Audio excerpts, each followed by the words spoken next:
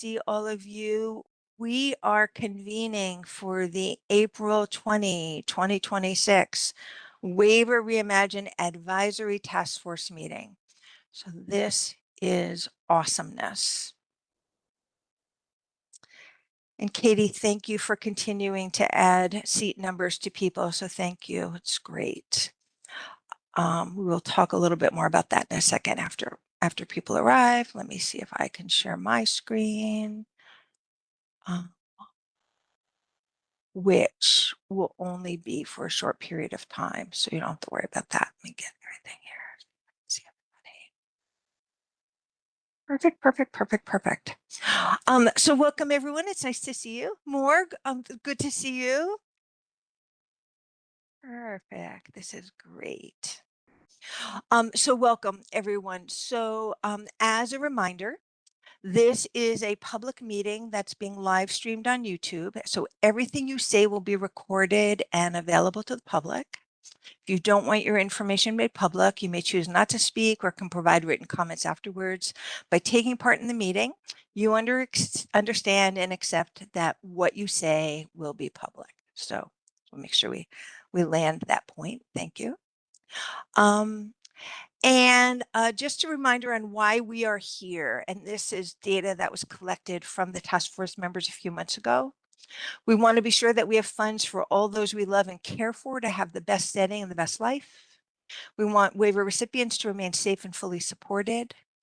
All group members want a system that supports people.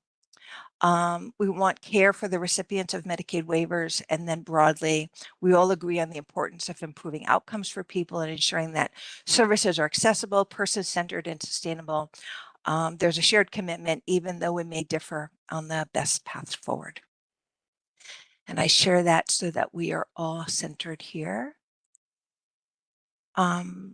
Okay, so a couple of housekeeping things. As a reminder, if you scroll up to the upper right on your WebEx screen, I think there's a thing that says layout, and it's in there that there's a toggle that I think you have to untoggle if you want to see people's names. So I always have to remember to do that. So you might see that there. We have a few non-task force members joining us in the WebEx room. So we want to welcome Kala and Adrian. And Ileana is here to help us with notes. We've got Jamie and Stephen here representing HSRI. We did have, I think, Christy here somewhere as a captioner. And behind the Minnesota logo is Anna, who is our tech support and helps with accessibility. So if you run into anything like that, they are your go-to person that way. So hopefully, Katie, I think I caught everybody there. And we've done this now a couple of times, so hopefully it's not a surprise, but as a reminder, Katie was kind enough to add numbers to your name placards. And let's think of that as like sort of the order as if we were seated in the room and we were in a big circle. So that's kind of the order. So when we go around the room, we'll go in order. We'll start with anybody who wants to start, and then we'll go up in number. So Dr. Kate, you are number 5, Trisha number 1, and then hopefully you all can see your numbers. Okay, so I want to stop this share and I want to say this. I don't want to stop video. Where is the stop share? There we go. So Jenna Johnson and Cindy Johnson are not going to be joining us today, and they asked me to share information. Sadly, Jenna's dad has been diagnosed with a brain tumor. And the word I got this morning is that he is stable now and they are looking to schedule surgery as soon as possible. I think yesterday, they were shooting for Friday, so we don't know. So I am sharing this at their request, so want to make sure we're transparent that way. Jenna has asked for prayers, so I'm going to ask for all of you to please keep the entire Johnson family in your thoughts and send healing vibes to them.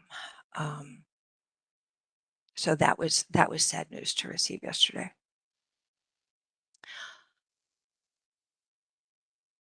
So they may try to jump in, but I think Katie and I both reiterated that we would gladly catch them up. Um, ooh, I don't want to share that. Tell me what you see. Focus for today, Fran. You say the focus for today, that's the only thing? Yep, now Well, it you is. want us to have a B plus. I want you to have a B plus. It's awesome. Okay, so our focus for today. We want to leave with understanding the logic and the methods behind the development of the individual budgets. So that's like the big deep dive conversation today. We also want to finalize a task force co-chair selection. Assuming we have time, we'll get some brief updates from DHS. We'll get some brief updates related to legislative initiatives. And then if we have any additional time, we can talk about related adjacent waiver reimagine efforts. I think that our conversation with Jamie and Stephen today is going to be so rich that my intention is to put as much time into that so we get as much time together on that rich topic, and plan on shifting to like co-chair probably around 4:30 if we're not already there, and then we'll just do a super quick wrap up. So once again, two things. We're shooting for a B plus, and the goal is understanding. We may not agree. So let me say here. So here's a bit of the meeting plan. We are in meeting startup mode right now. Welcome and all of that good stuff. So bullet point 3 is we're going to go through the status and updates from DHS just really briefly. We'll take a little leg stretch so that you can all be refreshed, and that we will jump into the logic and methods behind the individual budget development. We'll probably take a 5 to 10 minute break about halfway through that, just because there's a lot to digest. We'll return to that, and then we will finalize co-chairs and talk about action items next and where we go, and plan on hard stop by 5 p.m. tonight. Hopefully that's not a surprise to anybody. And so with that, Katie, do you have anything before I toss the floor to Kala and Moore for updates from DHS? I don't have anything. I'm pleased to say the sun is shining and it's not hailing or tornado sirening or any of the things we've had in recent days. So we're all good. Awesome. And I want to welcome Mike Tessner and Linda Wolford. It's great. So glad you're here. Okay. Kala, do you want to do DHS updates? Hi everyone, it's Kala. Good to see you all again. I think most of you know me, but I'll introduce myself for those who are live streaming. I am Kala Oftedal, Deputy Director, Disability Services Division here at the Department of Human Services. I have brown skin, brown hair, it's up in a bow, or bun, I guess not a bow, bun. I have glasses on, and I have a virtual background on today with some outdoor scenery. Good to join you all again today. As usual, I go through a few updates, and I can say, generally speaking, there is not a lot of specific, I guess, detailed updates that I have. Kind of overarching theme is that we've had, with the shift in timeline of the delayed announcement regarding the delay in the go live timeline, we're reassessing the project. So I think overall that's kind of where we're at within understanding scope, deliverables, timelines, et cetera, just being mindful of how we're adapting to this change in the go live date. I will say the new go live date is not yet determined. So I think I'll start with that. And then beyond that, try to talk about a few things within that. We still do not have a contract that's executed to do some of the technical work around updating the MinChoices assessment or application to be reflective of new policies or practices, processes within Waiver Reimagine. So we have not yet executed a contract. The other few things that I can offer is that the legislative report, we had planned to have it to one of the task force work groups, I believe the policy and practice work group, sometime in March. Been a little bit delayed in that, but we're still working towards that, and we plan to get that over to Fran as soon as it's available for one of the task force work groups to look at, review, offer some feedback. And then high level, our 30-day public comment period. A reminder that we adjusted the date to August 1 of 2026. Again, as part of this overarching theme that we're reassessing things, that date will continue to be reassessed and reevaluated as well. In addition to that, the CMS waiver plan submission, a reminder that last month we announced that the adjusted date was October 1, and that is also being now reevaluated with this new announcement of the delay. So those are my high level updates. I do have a few follow-up items, Fran, from our last meeting, but maybe I'll pause there. Okay, go let ahead. me, and maybe this overlaps on my tickler list for DHS, Kala. Website updates, is that on your list? Any, you had mentioned some were likely coming. Yeah, great question. It's not on my list, but I can add it to my list right now. Is that we are still creating that new website and hoping to get that launched here over the next few weeks. We just recently got some content review and approved within our project team, and so we're working on a few last kind of reviews and approvals by our executive leadership team, and then when that comes back forward, we'll go ahead and put that content into the website structure and have it go live.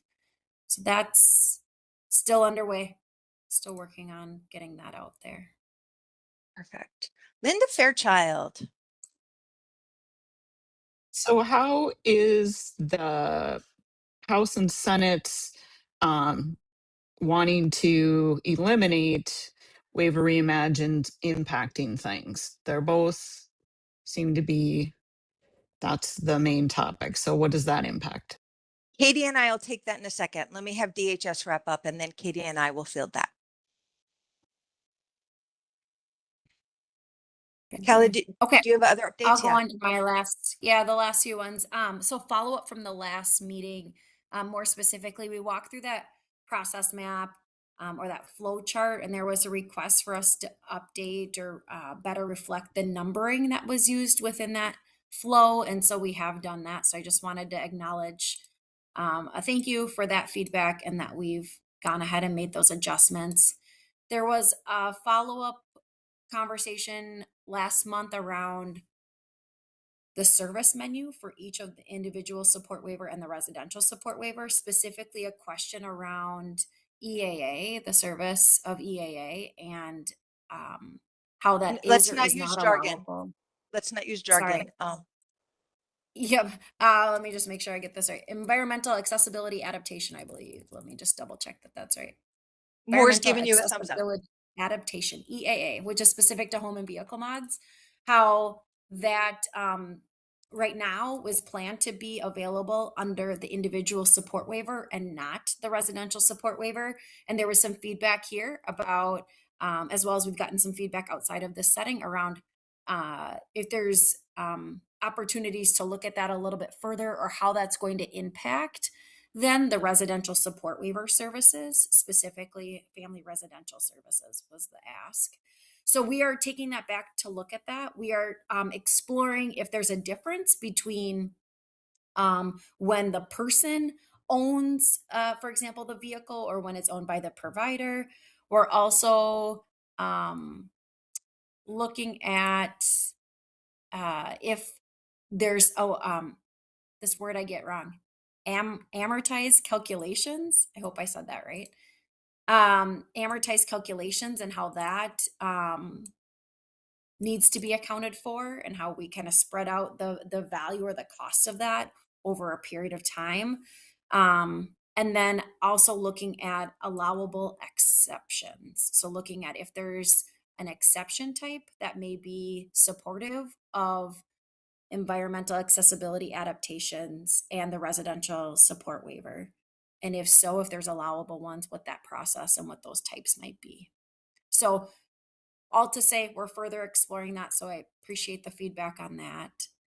And then the last question that came up at the last meeting was about if there are fiscal impacts on changes to the Waiver Reimagine Go Live timeline.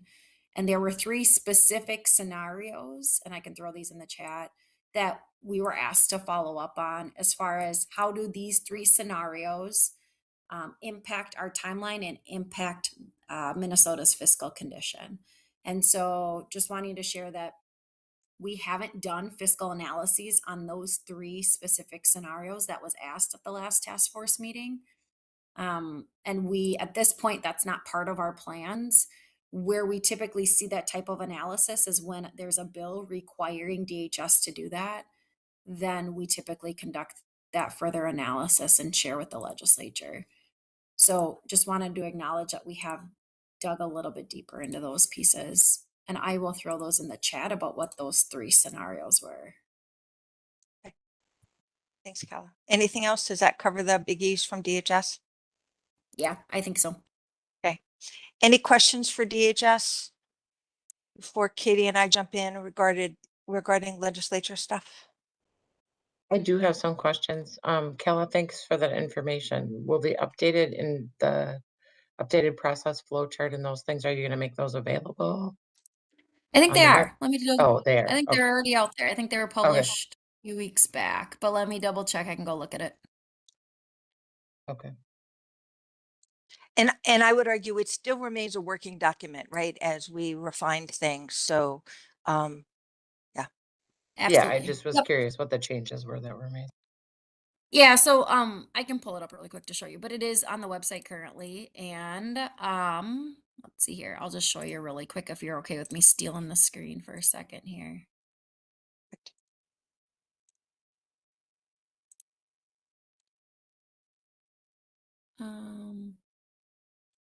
I guess I'm not able to steal it very quickly.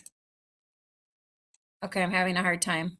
But Julie, it's number boxes 5 and 6 is what was reordered. So if you, I'll throw a link to the process map right into the chat here. And if you look at it, we renumbered boxes 5 and 6. We just flip-flopped them. I think this was based on Dr. Kate's feedback. So does that ring familiar, Kala? Yep, that's correct. Yeah. Perfect. Any other questions? I'm scanning the screen. Okay. Perfect. Katie, do you want to take the legislative stuff? Do you want me to tee it up? How do you want to do this? I can kick it off, but you know, just acknowledging that I think some of you are probably much more up to speed than I am. You know, Julie, feel free to chime in, or others who've been following this. What I know is that in the Human Services Senate Committee, I think last Wednesday, the 15th, if I have that date right, in the A1 amendment, there was language to repeal Waiver Reimagine. I can't pretend to know the details of what all was in that bill, because I think there are a lot of different things in there. As far as I know, there is not parallel language in the House at this point. But again, please correct me if I'm wrong. So what happens from here is, you know, is an open discussion. And maybe I'll open the floor to see if others have additional detail beyond what I have. You're right on. It's a recommendation from the Human Service Committee on the Senate side. You know, it's complicated, right? Repeal versus 1, it has money, 2, it has CMS. We've already been up the path with CMS, so that it's a very complicated thing. I don't see the support on the House side for that. So it's something that's been introduced, but that doesn't mean that that's going to happen. And actually, I'd be surprised if it happened. But that's just my 2 cents. Thanks, Julie. Anyone else with context or details about that? Go ahead, Moore. You're muted. You're muted. There you go. Good afternoon. This is Morvu from DHS. And maybe you're right. I'm tracking what you're tracking, Katie. I think I wanted to just respond to Linda Fairchild questions about what's next. What are we doing right now? So until a bill passes, DHS is committed to continue doing what we're doing, reassessing our timeline, the revised timeline and some milestones. So that work is still continue. At this point, I will share that, you know, for a long time, Waiver Reimagine is one of our top priority as an agency. But as you all know, we also encounter numerous competing priorities and also competing resources. And so right now, our focus is really shifting with ensuring that we at the departments is meeting our, you know, CMS correction action plan, the other priorities that we are also competing with. And so just letting you all know the internal waiver reimagine, we're still continue with the work, the internal work that need to be done. And what we're, you know, with Kala said, really assessing and evaluating the timelines and different milestones. So we'll keep you all up to date. Thanks more. Katrine. Hi, I just wanted to note in the A3 amendment that it also called, if it were to pass, for a full repeal of the task force as well. Okay. Thank you. In which amendment was that? E3. I believe A3. Oh, okay, got it. But again, Katrine, to your knowledge, that's not introduced on the House side. Not to my knowledge. I believe next it goes to the Ways and Means Committee, and it's a long drawn out process from there.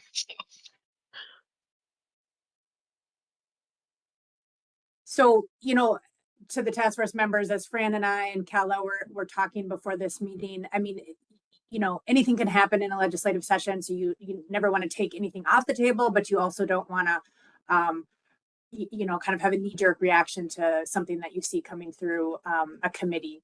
So, you know, my best recommendation from a facilitation standpoint is to right now stay the course until we get different information.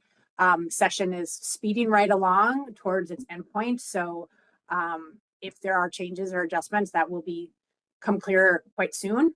And if there's not, we don't want to lose any time to get good work done. And Katie, what did you say? Around May 18th, I think, is around the last day for a session. Correct, which means final work has to be done before that. But yeah, that's when everything has to be finished. Perfect. Any other questions or observations related to what's happening in the legislature? Going once, going twice. I do plan to have a couple meetings with some folks on the House side to talk about Representative Hicks and Newer, to talk just about where they're at with Waiver Reimagine and get a gauge. I had a brief conversation with Rep Hicks and Rep Curran, but we didn't have a full, complete conversation about it. Gotcha. Linda Wolford, I saw that you came on screen. Were you going to take the floor or are you good? You're good? Inadvertently got rid of myself, so I left and came back. So Hey. I was hiding my picture. So just coming back. And no, I will just say my understanding is the same as them, as I testified as well at the committee. And so, yeah, I think that maybe we'll talk later about that whole process, Okay. because I'm not feeling real good about it, to be honest. And I just want to put it out there. Okay, I'm going to parking lot it for now, and then we can loop back around. And we've got Linda Wolford twice in the meeting, Katie, just so you know. Yeah, you can get rid. Can you get rid of my other one? I don't know. Get rid of your. I left the meeting, so I don't know. I was trying to get back on, and I couldn't figure out how to do it, so that's why I left and came back. I think there's only one of you now, so thank you for that. Legislative concerns. Okay, perfect.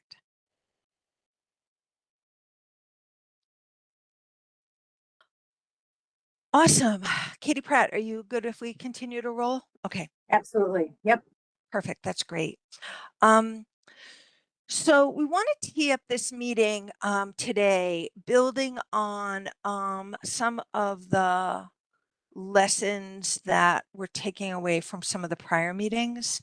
And I'm just going to share my screen. I'll read all the content, but just so you can see where my head's at. A number of task force members have expressed appreciation of the climate of the recent meetings. They've described it as forward focused, a spirit of working together, sort of less argumentative. And like one quote that I got was, "It feels like we've changed the tone." So I want to acknowledge that and appreciate you all calling that out. In addition, some other task force members have appreciated keeping the focus of the meeting on topics that matter to the group as a whole, right? And us taking some deep dive topics and having them in smaller groups outside of the task force. The task force will continue to be kept engaged, and we'll loop back with the group on that. And naturally, Katie and I are working to balance different preferences related to how closely we manage conversations. And we feel that this became important as we consider the topic for today.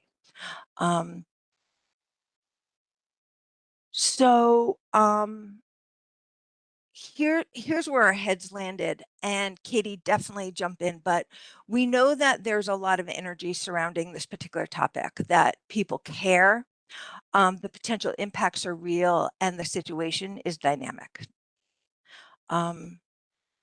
This project is super complex that way. The risk is if we don't channel our collective energy well, we'll spend time trying to figure out who's right or who's wrong rather than increasing our collective understanding. So the focus today is about a body of analysis that is foundational to Waiver Reimagine. So we want to really lean into the fact that this is a learning conversation today and not a time to figure out who is right or who's wrong. So we'll dig in deep, we'll get questions answered, we'll try to have sort of a shared baseline. And then if we need to have another conversation with Jamie, Stephen, or others, we can definitely work on that. But that's kind of where our heads are at. Katie, before I roll, is there anything you want to add? No, I think you covered it, Fran. You know, as a non-subject matter expert, you know, this information is very technical, and there's a lot of detail and a lot of I would say assumptions that go into it.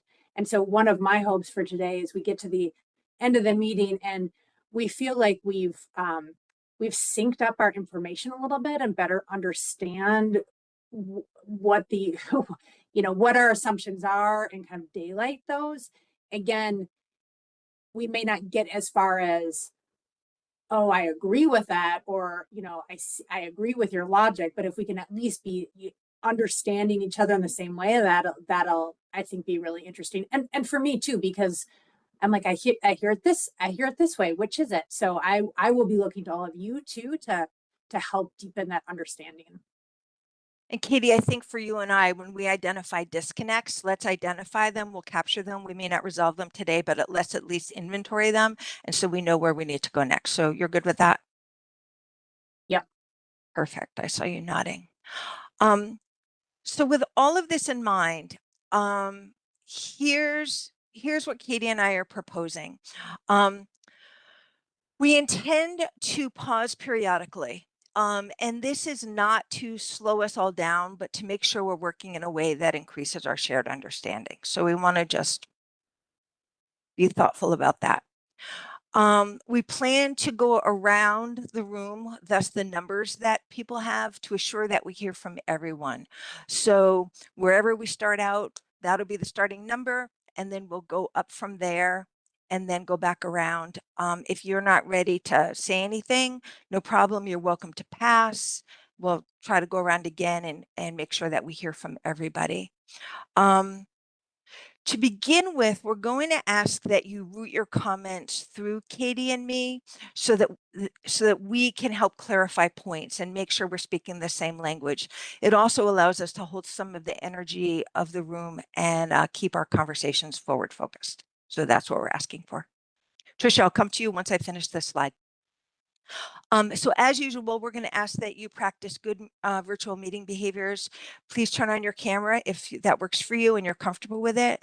We appreciate you using the raise hand function, but there will be times that we'll just go around the room. Also know that Katie and I do not have the capability to lower your hand, so we'll ask you when you raise it, when you're done, to lower it so we know. We're going to ask you to minimize distractions, including the use of chat. So thank you. You all have actually been really great about that. So we'll ask for that to continue. And we are going to use chat for some, to answer some specific questions. And when we do that, I'll try to recap, or Katie and I will try to recap what's in there so that everybody has a sense of sort of the spirit of what's showing up in that space. So that is our request and our plan for today. Trisha, please. Thanks, Fran. I know I had asked you if there were any materials for today.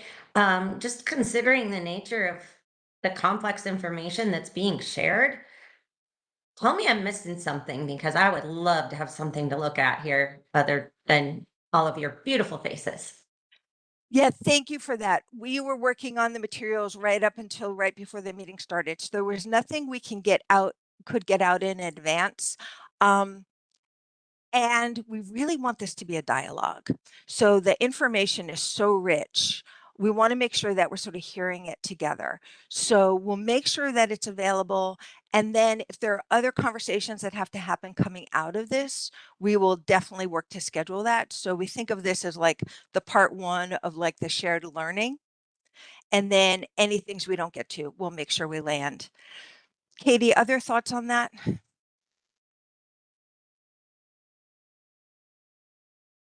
For the record, it just doesn't feel like a transparent process when we can't have those things ahead of time. But I understand what you're saying. It Yeah. just doesn't feel the way it's intended, I don't believe. Thank you. Okay. And we can talk about the expectations around data in advance. Truly, the slides, I received the slides this morning. So Katie, do you want to add anything? Yeah, I think you covered it, Fran. I totally, I hear you, Trisha. And, you know, people like to have time to really think through and contemplate the information, contemplate and formulate your questions. But if I don't expect all our questions to get answered today. So this will have to be more than one conversation, most likely, to make sure that we're getting to the deeper need of understanding the information. Yeah. Other questions? Okay, perfect. Katie, you and I had discussed the possibility of going around the room. Where's your head on that? I think we jump in. By going around the room or into the topic? Into the topic. Okay, perfect. That's awesome. Great, Kala, I think that cues me to give the floor to you to tee up our work of today. Is that right? Yeah, that's perfect. All right. Hey, everyone, it's Kayla. Back with you here. So I think as we look to transition this over to HSRI to learn more about the concept of the individual budget model, a few things that resonated with me and the team as we were prepping for today's conversation was just really to reground ourselves and what got us to this point. So many of you have been involved with this, and I know as a whole, our system has been involved in Waiver Reimagine for many years, dating back to 2017. And so really wanting to ground ourselves in how that for close to a decade now, it's been nearly 10 years that we've been working with a lot of you, families, counties, tribes, et cetera, to learn more about what was working and what's not working with our disability waiver programs. And that's been something that's been longstanding. And I think a lot of us can kind of recognize that early on there was a lot of work that was done to better understand from people, again, where there were some successes and yet where were there challenges with our system as it relates to accessing services or even the distribution of services for individuals. And through that process, what we really learned is that there were kind of 4 key takeaways is our understanding from what we learned in that, is that people across the state, people shared that things weren't fair, particularly the funding. The amount of money that people were being allocated or being able to use to pay for the services that they were accessing was not parallel to those who had similar needs or of similar ages across the state, meaning that people were served really differently than their counterparts. across the state. And that created some inconsistencies, which again impacted the amount of access that people could have to services. We heard that things were really complex. They were difficult to navigate. It was confusing and hard to understand that there were different eligibility requirements, different levels of care, different services that were accompanied by different disability waivers, the CADI, CAC-BI, and DD waivers. And that it would be nice if things were simpler. We learned that choice and flexibility was really limited, that some people got the opportunity, again, across the state when looking across 87 counties and 3 tribal nations, that the level of choice, influence, control that individuals had, dependent on where they were living or what their needs were, what their age may have been, was different. And so people found that self-direction particularly was really hard to navigate, and that it wasn't able to be used really well alongside some traditional services. So CDCS used in parallel to or in addition to some traditional services was difficult to do. And then that there was reliance on some provider managed or provider settings, that really that our disability waiver programs could do a better job on encouraging and supporting people living in their individual setting or with family. And so with that process that I outlined that happened nearly 10 years ago, that was much of what we had. Those were the themes that kind of shine through as DHS went around with others within DHS went around, to other lead agencies and talked with people in the community to understand what's going well, what's not going well. So out of that, then came Waiver Reimagine. And that's where we get the goals of Waiver Reimagine and the goals of the disability waiver program as we're building it upon go live, which is really about making things easier, so simpler to navigate and understand, increasing choice and control, that people are able to choose things that fit best for them, that things are fair, where there are needs that are really comparable, that people have and experience a similar amount of funding, and that people have a clearer path to services, that people get to experience more flexibility, again, increasing the choice and control that people have, and better use or maybe increasing the use of self-direction or CDCS, and that we build for the future, that we're able to sustain things, particularly the cost of our disability waiver programs over time. So wanting to, again, to kind of lay the foundation for how we got here, again, what's kind of predated us up to nearly 10 years, and how we've really included HSRI, or how HSRI became part of this work very early on with us. Perfect. Kelly, hold on just a second.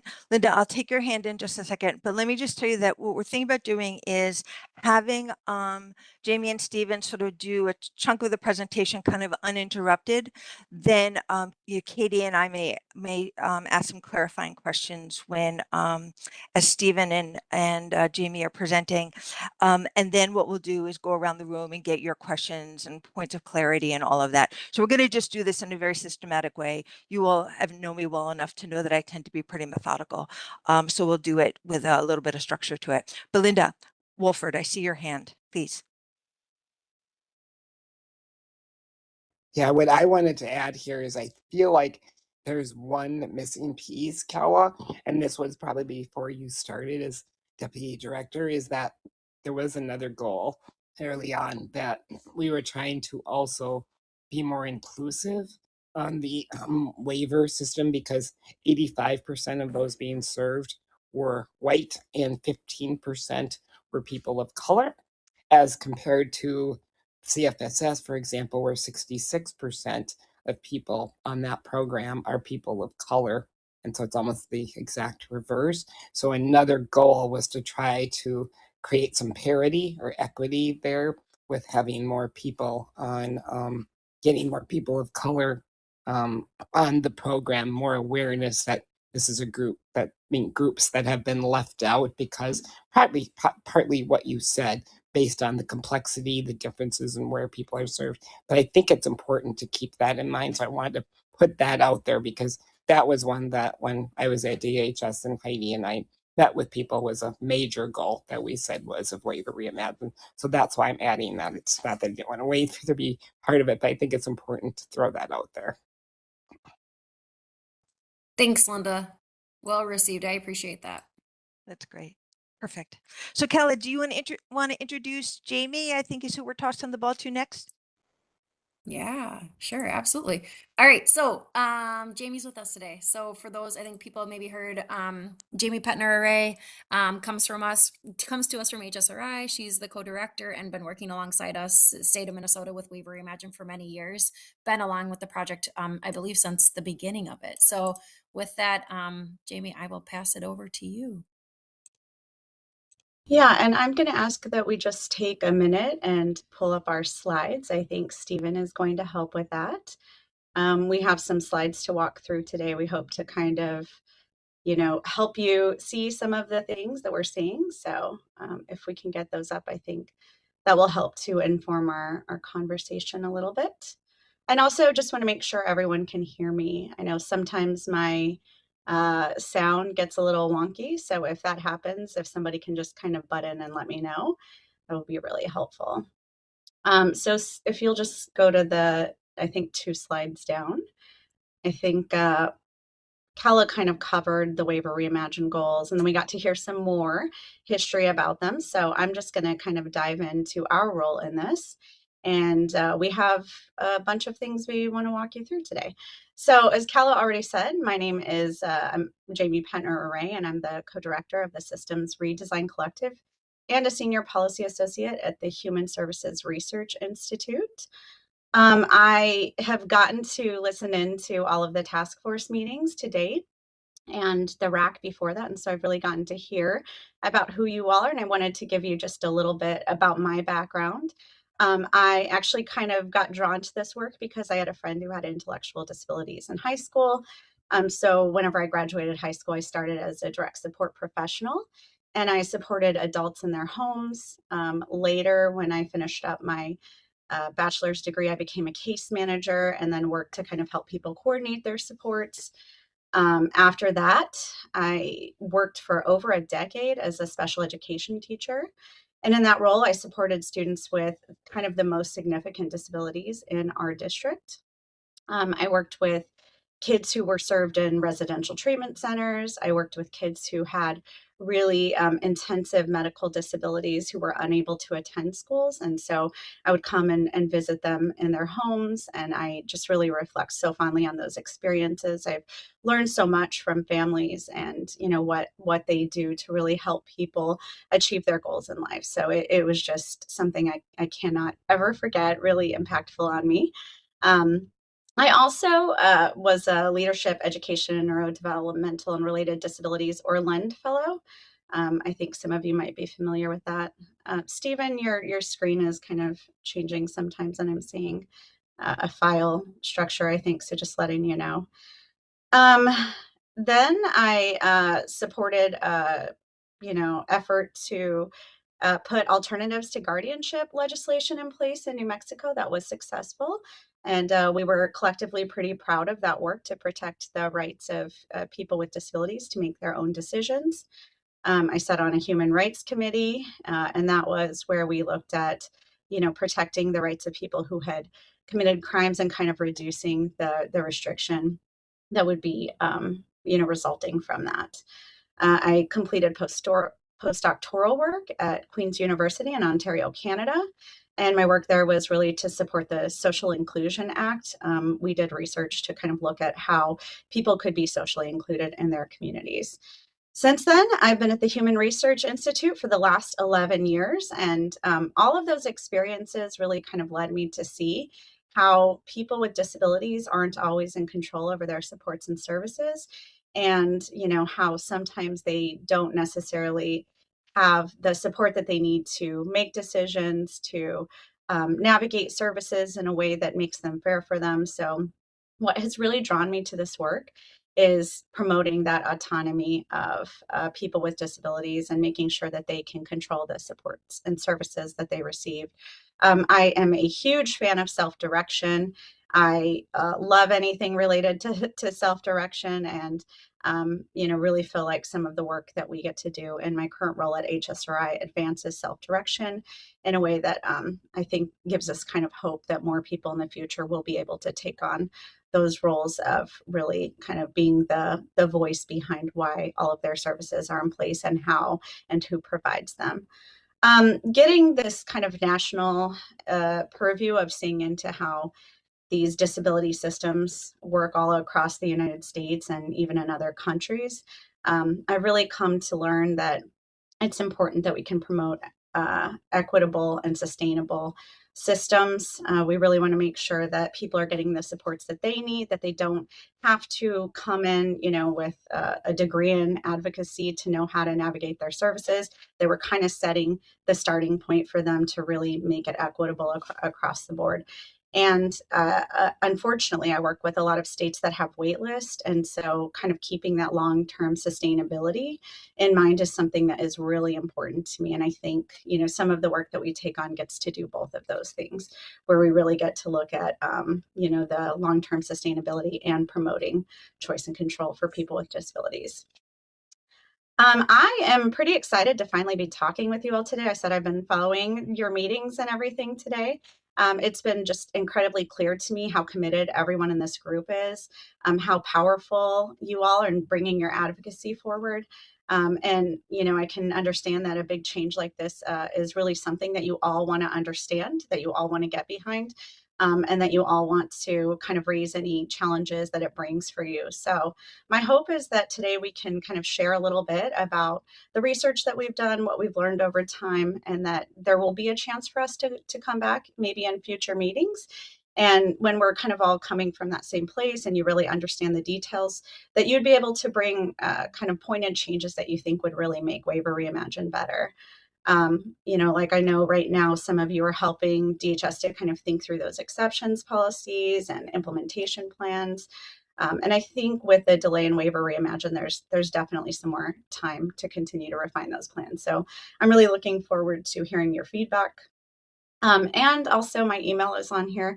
I will also say that if you have any questions or something isn't clear to you, I encourage you to reach out to me after this meeting and we can talk through anything. And that was a very long introduction. I'm going to pass it off to Stephen, who will tell you a little bit about himself. Great. Thank you, Jamie. And I will try to keep my introduction a little bit briefer. I am Stephen Plowski. I'm with the Burns and Associates Division of Health Management Associates. Briefly about our organization. Burns and Associates was founded about 20 years ago, and we'll talk about this here on the next slide. But our emphasis since our founding has been really supporting state Medicaid agencies and their sister agencies, those agencies that provide supports to people with intellectual and developmental disabilities or folks who are older or have physical disabilities, as well as people with behavioral health challenges or substance use disorder needs. I myself have been consulting now with Burns for 15 or 16 years. During this time, I've worked in about half of the states, consulting specifically to their IDD agencies. Prior to my turn in consulting, I worked in state government. I was the chief financial officer for Arizona's Department of Economic Security, which operates most of Arizona's human services programs. It's not the Medicaid agency, but is the operating agency for people with intellectual and developmental disabilities and operating the state's home and community-based services program, in addition to child welfare, adult protective services, voc rehab and other employment supports, child support enforcement, and a variety of other programs. I was in that role for 4 years, and prior to that, I got my professional career started working for the Arizona Governor's Office, specifically in the budgeting and planning office with a responsibility for the human services portfolio of programs within the state of Arizona. And like Jamie, I'm excited to have the opportunity to present to all of you here this afternoon. Both Jamie and I have been involved in Waiver Reimagine now for 8 or so years. It's been quite some time. So we're really excited to have the opportunity to present what it is we've learned and what it is we have recommended to this stage of the project.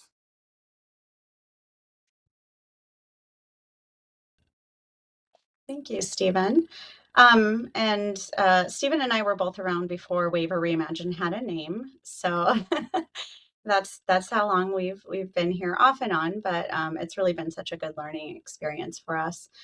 I want to just share a little bit about the Human Services Research Institute with you all. Although I'm just gonna shorten it to HSRI. So if you hear that elsewhere, you'll know that that's us, the Human Services Research Institute. We're just getting ready to celebrate our 50th anniversary. Our organization started in response to transitions from institutions for people with intellectual and developmental disabilities. And our past president was pretty consequential in helping to support the passage of the Lanterman Act in California.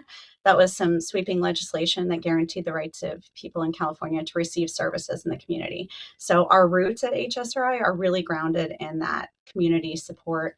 And as we've developed as an organization over the last 50 years, our focus has kind of always been on the community supports. How do we improve them? How do we make sure that they're sustainable? How do we make sure that people can continue to be supported, and receive the services that they need in the community? Like many groups in this space, we kind of share that simple belief that all people and their families have the right to live, love, work, play, and pursue their life aspirations in their communities. I work on a team at HSRI that is called the Systems Redesign Collective. Most of our projects are related to kind of big systemic changes. We mostly work with state governments. Sometimes we work with, maybe a county or a provider organization, but the bulk of our work is really with state governments.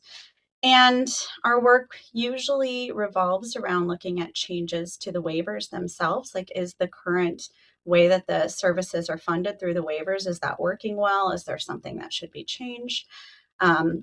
We do some work in the space of looking at the services that are offered.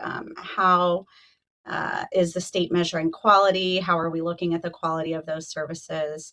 And then we do a lot of work in the development of individual budgets. So really looking at, what sorts of assessments is the state using or can they use to inform an understanding about each person's support needs, that then they can understand how to better fund people looking at their support needs. We've worked on these projects in lots of different states and Canadian provinces, and we've really learned a lot about Medicaid waivers and disability service funding. We've spent a lot of time in the weeds of kind of the Centers for Medicare and Medicaid Services, their rules around how the waivers operate. So we have a pretty good understanding of, for example, what's approvable, what is not approvable, and how all of this kind of fits in the different states. Right now, we're actually working on projects that are pretty similar to what we're doing in Minnesota in some aspect in 12 different states. In the past, we've supported quite a few others. Some of them have been implemented for really long periods of time already. We're kind of fortunate that we do have that view into how this is working across other states, because we've really been able to bring so much of that to the work that we're doing here in Minnesota. When we started in 2018, we were really excited to, and still are, we were really excited to start working with Minnesota. We were looking at all of the facts and figures and everything that we could see about the state, and it's just a pretty robust system already in place. So it was really neat to come into a state that, for example, has really good services both on the waiver and on the state plan side through the medical assistance side. And then a state that really spends a lot on services in its system. You all don't have a waiting list for services, and that's pretty exciting. About 41 states do. So it's really neat to know that the state is really kind of thinking ahead and saying, how do we preserve what we have so that people in the future can continue to access this good system of supports that we've set in place. And, we were really excited to come in and help everyone in the state really think through how to do that. In this work, we have been really lucky to continue our partnership with Burns and Associates. That's Stephen that you just heard from.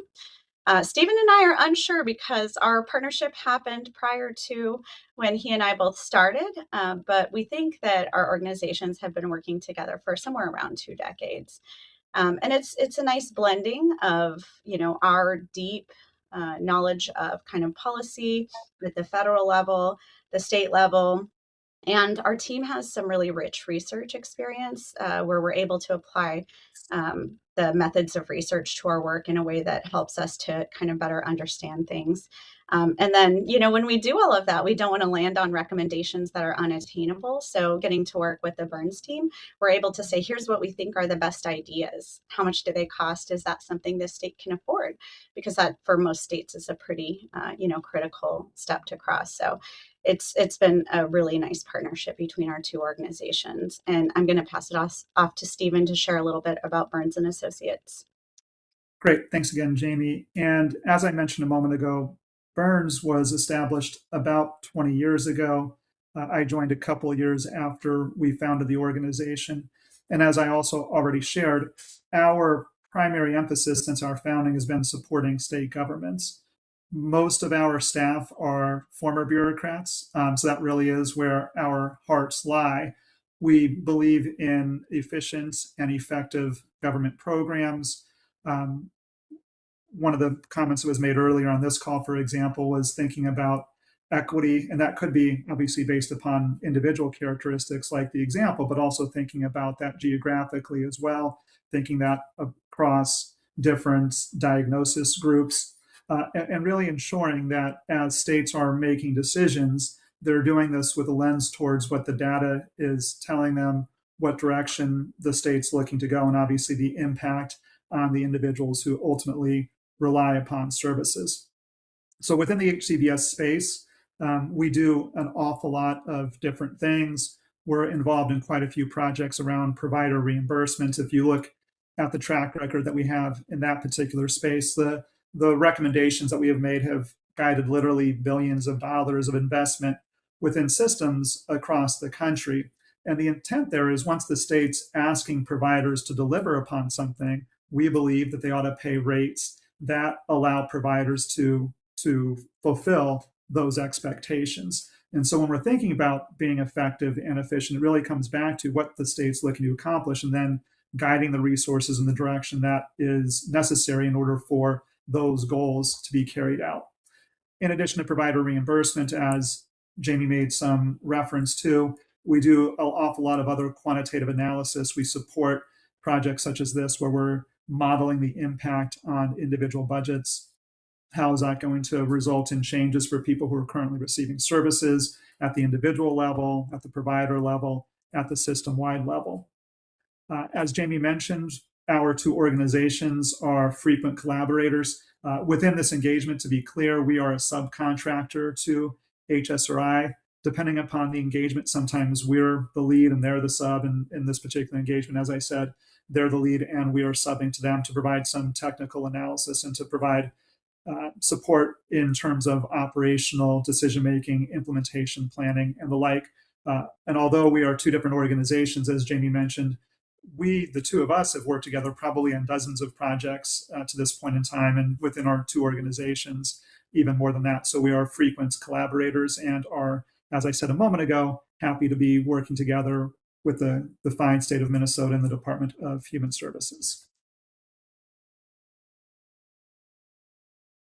Thank you, Stephen. So we wanted to kind of put up at top what we hope you'll take from today. We are going to kind of walk through different aspects of how we arrived at our plans, and then, how they look whenever they're implemented. We're going to kind of walk through all of those things today. And so we hope that we're intending to touch on all of these different things. But if, after we get through all of that, you still have questions, we're going to come back to them at the end. We have a slide that has them right at the end. Where we can kind of take any questions about, well, I kind of don't understand how it's achieving this part, or, the way you mentioned this was a little bit unclear. So we'll bring these back up at the end. And if there are anything, about them that is unclear, please bring that up and let us know. Jamie, I want to interrupt here just for a second because not Sure. everybody can read them. So can you Yeah, just I'm do going to the read 8 through them. categories? Perfect. Oh, Thanks. I'm going to read through them right now. I'm going to give a little bit of detail about each one. So the first one says sustainability, and actually I need to make my screen bigger. I'm mid 40s and I've inherited seeing, where my sight is not quite as good anymore. So the first square says sustainability protects significant waiver investments while managing future growth. We already said that Minnesota has a pretty good system when we look compared to, national other states in the nation. We can see that Minnesota has a pretty good system in place already. So we're really looking at, one of our goals is how do we protect the sustainability of this program. And something that we've learned, especially having been involved for so long, is that the cost of this program are growing pretty considerably. In a way that, even when we started this work 8 years ago, we were hearing from community members, even some advocacy organizations, that DHS ought to reinstate the wait list. Some people were saying, we should put in place a limit on the number of people that can be served on the waivers, and then that way we can kind of control the cost over time. But what would happen if that did happen is it would kind of make it so that the people who are already in services are getting those advantages of having all of those supports in place, while other people might have to wait years for services. So, we feel like that would be a pretty inequitable practice. As long as we can avoid having a wait list in place, it might be better to do something that's a little bit future looking and is trying to protect against having to put a wait list in place again. And I think it was Linda who mentioned early on about, really looking at the equity of who's getting services. So we know, and we see this in every state around the nation, that some people have figured out how to navigate the system. They get in early, they get the best supports before things, become a little bit constrained. And then they get to keep them, and then they close the front door and other people don't get those services. So that might have some impacts if DHS was to have to implement a wait list where, we're really preserving services for some, but not all. And those impacts might not look the same across different groups of people, different races or ethnicities or things like that. So I think, you all would probably agree that it's a good and laudable goal to try to keep the waivers open for as many people as possible for as long as possible. The next box says Minnesota specific.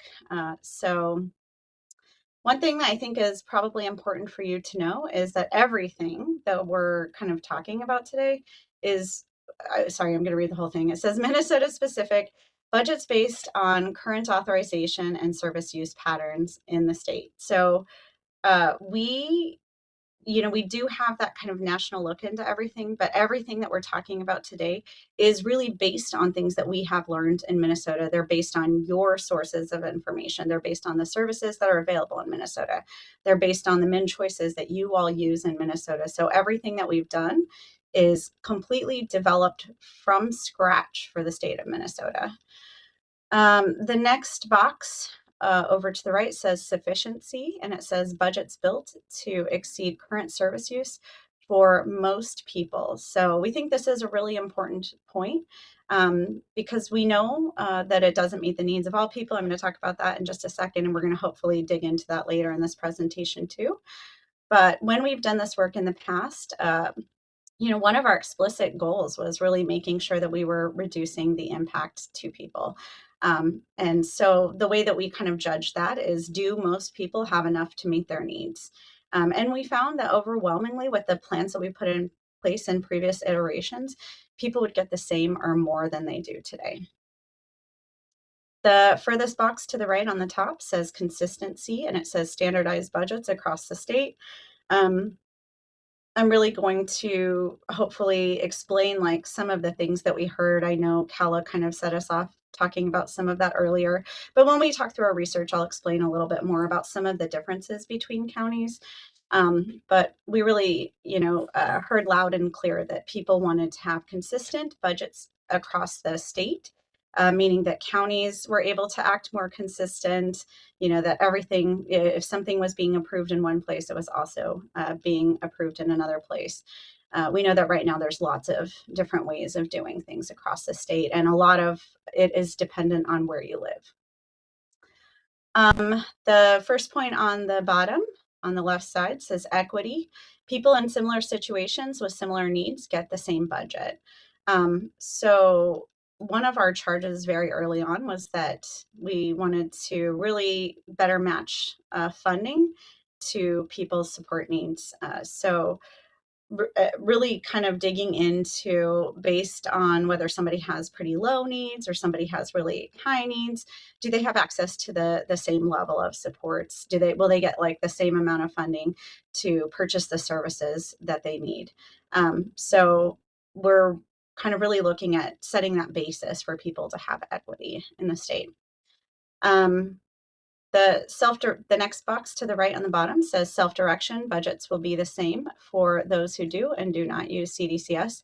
So this was another big thing that I'm going to share more information about what we heard about it. But for most people who use CDCS, getting a budget in our plans with Waiver Reimagine will mean having access to more services and more funding to be able to get services. Overall, people who use CDCS are, they're some of the people who are likely to get an increase, and they'll have more buying power than they have today.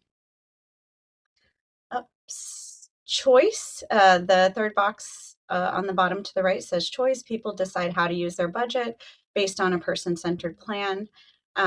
This is something we probably can't say enough. It's just really important that everyone know this. That the budget is only one component of a plan. It's not replacing all of the good work that teams do whenever they're sitting around and talking about what someone needs. And so this is, we're really, it's one part that is in the plan and people think about it, but really they're still kind of going to those person-centered practices and making sure that they're building a plan that will meet people's needs. And the last point, which I already hinted at, says exceptions. There will be a process to review needs for additional funding if a person's budget won't work. So budgets aren't going to meet the needs of everyone. We know this. There's no perfect model that can precisely determine every single person's needs. And there's some people who just have really extraordinary needs. So when we're working on developing a budget model, we're really kind of thinking of how do we meet the needs of most people, and then how do we create avenues for people who really just have those exceptional needs to have those needs met. We generally recommend that every place that we've ever developed models like this for have what we call an exception. And what that means is that people can request and then go through a process to get an exceptional amount of services approved if they kind of meet the criteria. And we're going to dig into that later. I'm going to kind of show you how that looks. One thing I forgot to say, but I do think is important for the rest of our conversation today, is that our work is broader than just the individual budgets. We are working on some other things. We were pretty involved in making the recommendations for the 2 waiver solution and things like that. But for the rest of our conversation today, I think we're going to kind of narrow in on the individual budget work. We're going to talk a little bit about how we arrived at those waiver plans and things in the next couple of slides, but I think you're going to kind of hear a lot about the individual budgets today. We know that that is something you all are very interested in, and we wanted to provide as much detail as we could in this time that we have together. If you'll go to the next slide, Stephen, I'm going to kind of walk you through from my perspective at HSRI, how we have landed where we are today.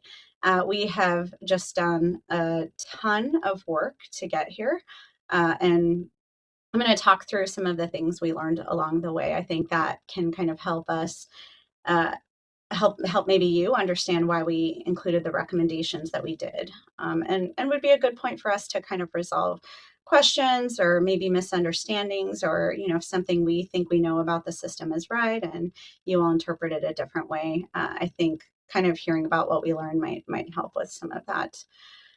So I think you probably all know that our work started in 2018, and that was based on a legislative approval that occurred in 2017. We obviously weren't working in the state prior to that, but what we heard when our project started was that there was a big request from the advocacy community that was asking for changes that would make the system kind of more fair across counties and service users, and that they really wanted it to be a lot simpler. So we learned a lot about that over the course of this project. I'm going to kind of share some examples, but since the time that legislative approval was passed in 2017, it's continued. There have been some modifications. For example, I think you all know that recently there was an extension on the timeline, but by and large, the general approval for Waiver Reimagine to this point has continued. Our goals that we started the project with were pretty similar to the ones that Kala outlined when we started, but really they were looking at like, how do we make sure that people can flexibly get the supports that they need? How do we help make sure people can express their authority over their services and get to choose the services that they want? How can we simplify the waiver program? How can we make sure that people have equity across the programs and the participants? How can we align the benefits across the waivers, like the services, the things that people get, to simplify them a lot? How can we help people have a smooth transition? And can we set it up in a way where we can monitor and improve the programs over time so that we can, have a more sustainable system? Those look pretty similar to the goals that are in place today, but they've been modified and consolidated, I think, in a way that's a little bit easier to communicate them. And I think the work that we've done really touches on kind of all of those things.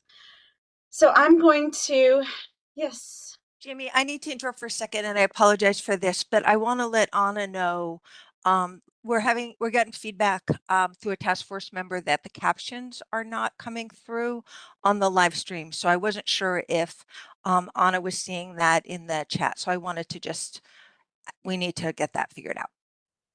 So thank you for that. Yeah, please figure that out. I'm guessing I will continue, and hopefully that will get figured out and resolved pretty quickly.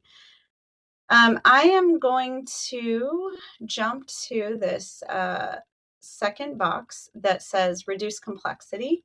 I'll just read it first, and then I'll kind of explain what it means. It says statewide focus groups with UMN, which is the University of Minnesota. We heard from 265 Minnesotans who said that the system was too complex, that there were differences across counties, and that they wanted more flexibility.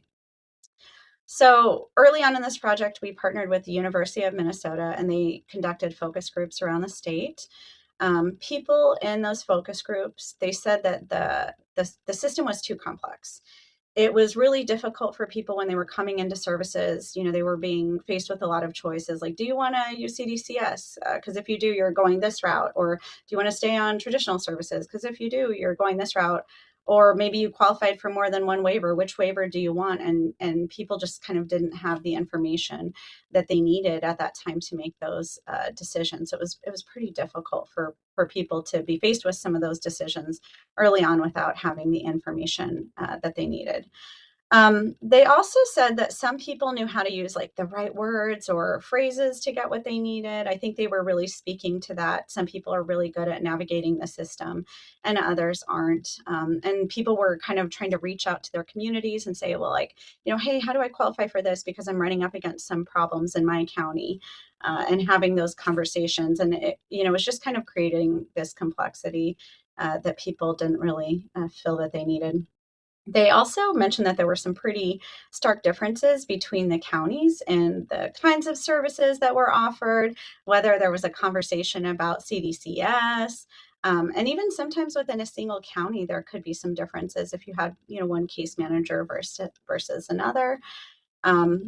They said that counties focused on their own budgets when they made decisions rather than thinking about the benefit to the person over the time. So the counties were really thinking like, oh, we have, X dollars in our pot. Can we afford to support this person have this service or something like that.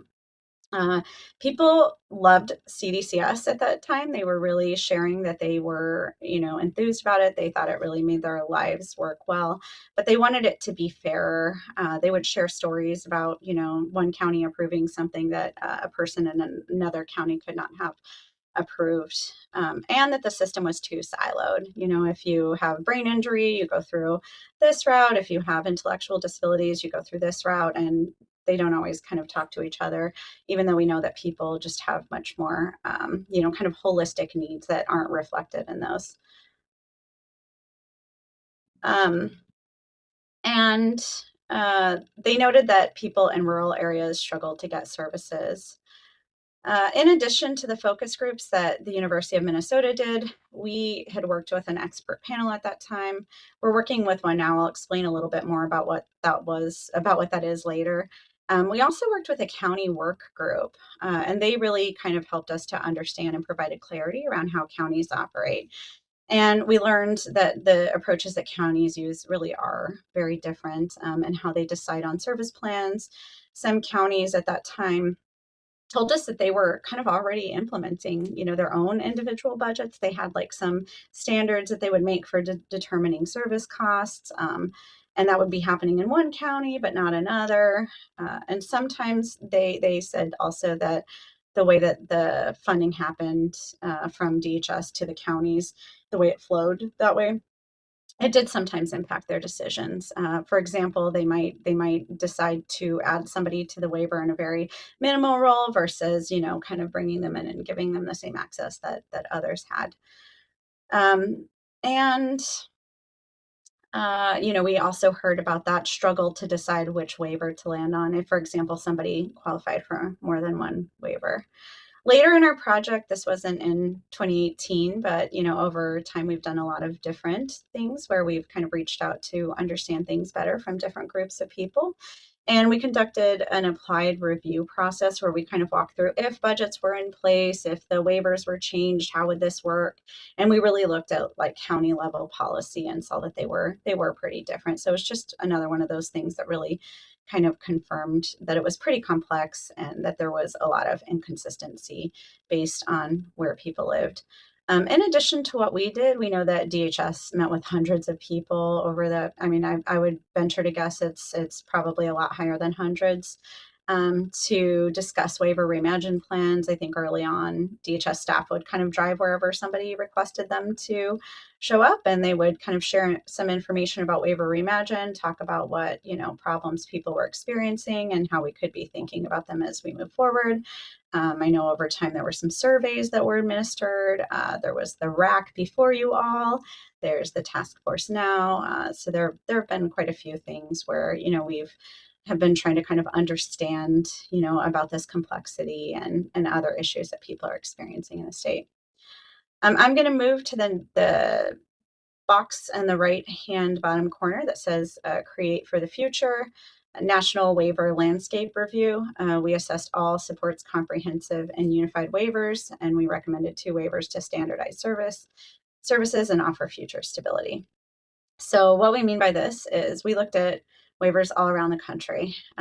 We kind of started looking at states that had innovative programs. So as an example, we looked at a state that had a waiver that was just focused on employment and how to keep people employed. We looked at a waiver that just had managed care and how long it took them to get there and, what the benefits of that structure was.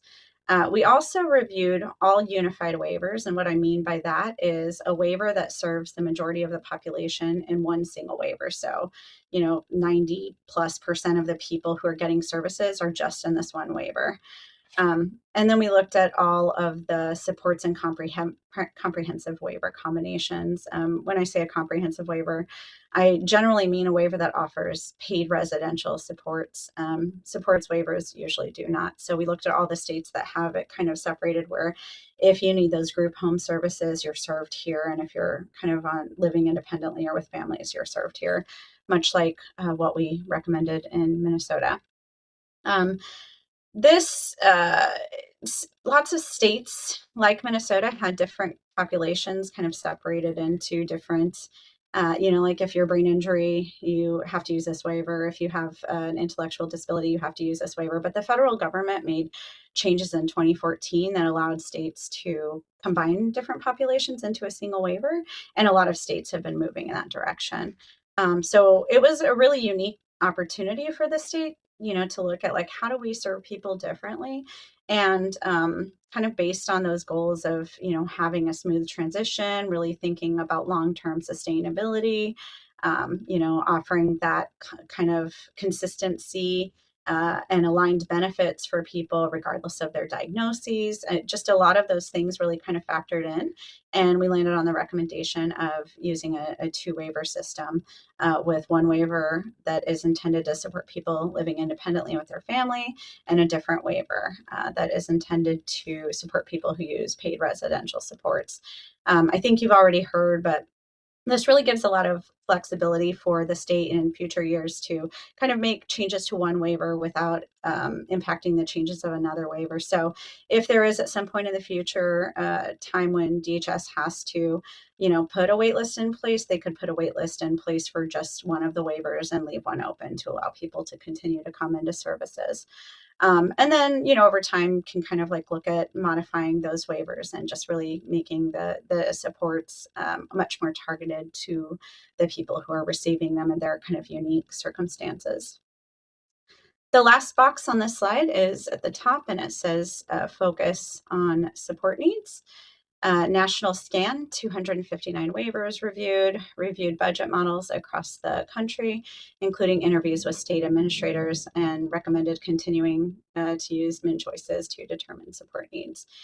So for this one, we literally looked at every waiver that was in place today, and we said, how are they administering funds through an individual budget? Or I shouldn't say today, I'm sorry. Those were the waivers that were in place when we started this work. I'm sure some of them have changed since then. But we kind of went to the section where the state describes this in their application, and we pulled out all of that information. We did further research on them and really learned a lot about like, how are they informing people about it? How are they using it? What are the positives about this approach? What are the challenges? And something we learned is that most states used an assessment informed individual budget methodology on at least one waiver. So we found that 43 states use them on at least one of their waiver. And most of what they used, 3/4 of those states used an approach that grouped people into some sort of like levels and then had a budget that was matched to each of those levels. We got to speak with officials from a selection of states that use different types. So we kind of categorized them and we found a few different ways that they were being used. And then we interviewed states that had operated something like that. And something that really stuck out to us was that the states that used the methods that are just kind of like, it's I don't know how to describe it precisely in this moment, but it's like a math problem that takes something in the assessment and matches it back to historical spending across the whole population. And then it produces like a single budget for each person, but there could be infinite numbers of budgets. Like one could, they could just, you can't look somewhere and get it. It comes uniquely from this math that they use to derive it. That was, as I just struggled with, what we heard from the states that implement those is that they are a little bit hard to explain. Some states, a state that we spoke with that was using that said that they had 32 pages at the end of their notice of the budget that explained what it was. So it was really hard for people to kind of understand how those were being used. And there was some lack of visibility in them too, because you really didn't know like all of the math behind it and how they were getting to those. We heard from states that use that kind of more level-based budget, that those were a lot easier to explain. One state that used them told us that it really allowed them to kind of correct things as times change. So they would have like a rate change, and they would be able, because they had them separate, they had the kind of model that grouped people, and then the budgets were over here. And, you know, we'll kind of show you a little bit about that later when we get into the specifics of our current plans. But that it made it so that like they could keep the levels in place, and then if rates changed, they could adjust the rates, and then they could layer it on top of what they already have. So you didn't have to like replace everything every single time something changed. They were able to just kind of modify them in this very transparent way and say, well, we've made rate changes. Those are reflected in the budget. You can see that here. And so based on all of that, we recommended that the state move forward with a level-based budget system that is tied to the assessment that you all have in place, which is the min choices. All right. Oh, please. Jamie, before you change slides, I just want to let folks know, particularly the folks on YouTube, that the caption link should be working and they should be able to find it in the YouTube description. So we have confirmation that it's working. So want to let folks know. Awesome. I read everything I watch, so I'm glad. I hope you all can find it and it's working now. And we're going to jump into kind of the rounding out some of the things that we learned early on in our work. So I'm going to, go ahead. And sorry, Jamie, and folks are going to need a break. There's a lot of information coming at them. So I want to make sure we got this. And we can, are you thinking, Fran, we'll pause after we get through this section? But okay. Let's get through this slide and then we'll take a breather and get some questions. Okay, perfect. So the top box says build with data, multi-year data analysis, analyze min choices, authorizations, claims, and DWRS rates for 2018, 2021, and 2025, and developed an individual budget model. So first, we took a really deep dive in looking at the min choices assessment to determine whether it could be used in our recommended budget model. We kind of took all of the data. We used different types of statistical analysis. I think you probably all know that the min choices assessment isn't scored today. So we use that analysis to inform how to score the assessment. And then we determined how to kind of set the criteria from min choices to group people into different kind of levels, or what we call support ranges now. And to do this, we didn't look at the spending at all. So we were purely looking at just the min choices. Can the min choices by itself group people into different groups? Our statistical analysis pointed to it. We could. We were able to walk through all of that and get groups that kind of matched what we were seeing in the data. And that, had needs that were different enough from each other, and met we had some pretty stringent criteria that it had to meet. And it did meet all of that. So after we'd done that, we recommended using min choices to determine those support ranges. Like you all, we do believe that the min choices should be tested for validity and reliability. That's a good step to show that it's measuring what it says it's measuring. And in addition to reviewing that min choices, we looked at service use and cost. We looked at authorizations for services and the claims paid for services. And we kind of did some looking at trends on all of those things. We also looked at the disability waiver rate system, or DWRS. That's the rates that are paid for services today. Because they are pretty unique in Minnesota. I shouldn't say unique in Minnesota. I'm sure Stephen's going to maybe talk a little bit about this in some of the things that he's sharing. But the rates are what we would call customized, meaning that different people can have different rates, even if they have similar support needs, because of the way that the rates are put together. So we spent some time like really understanding what are the services, how much do they cost, how are people using services, how do those rates factor in, do the rates kind of match our support ranges, does the service use match our support ranges, and we from that decided to compose a mix of services that people in each group are likely to use. We call those service mixes, and I think Stephen's going to share an example of one later. And we went through and we said, based on what we can see in the data, this is kind of approximately how people will use services. And if we use these rates for them, those services cost this amount, and we can kind of build the budget in that way. And in this part too, you know, we specifically kind of looked at the requirements from the Centers for Medicare and Medicaid Services to just kind of make sure that our recommendations would work. There's parts in the waiver application where you describe how this works. And they allow, you know, basically the recommendations that we put forward. We also did a pretty comprehensive review of the CDCS methodology. We learned that the CDCS methodology relied pretty heavily on like a single item, and it was really tied to those historical costs. It was really difficult to update over time. Over time, the way that is updated is kind of like it's lost a little bit of the thing that it was built on. Over time, you know, the state will kind of add funds to it, but it doesn't really necessarily track as well to the way that it was built. So we really, at that point, kind of realized that we should be recommending the same budgets to everyone, regardless of whether they receive or use CDCS or not. The last box here says bring consistency to Minnesota systems. Comprehensive Minnesota systems review, evaluated disability waivers, CBSM policies, min choices, and CDCS. So for this one, what we did was we took all 4 waivers, every single waiver, making it sound like there's more than 4, and we compared them side by side. And we said, where is this service? Is it offered here? Is it offered on this waiver? What would need to change to make these comparable, to kind of get ready for simplifying the waivers and aligning benefits, making sure people can access the same thing. And we went through and identified all of those things.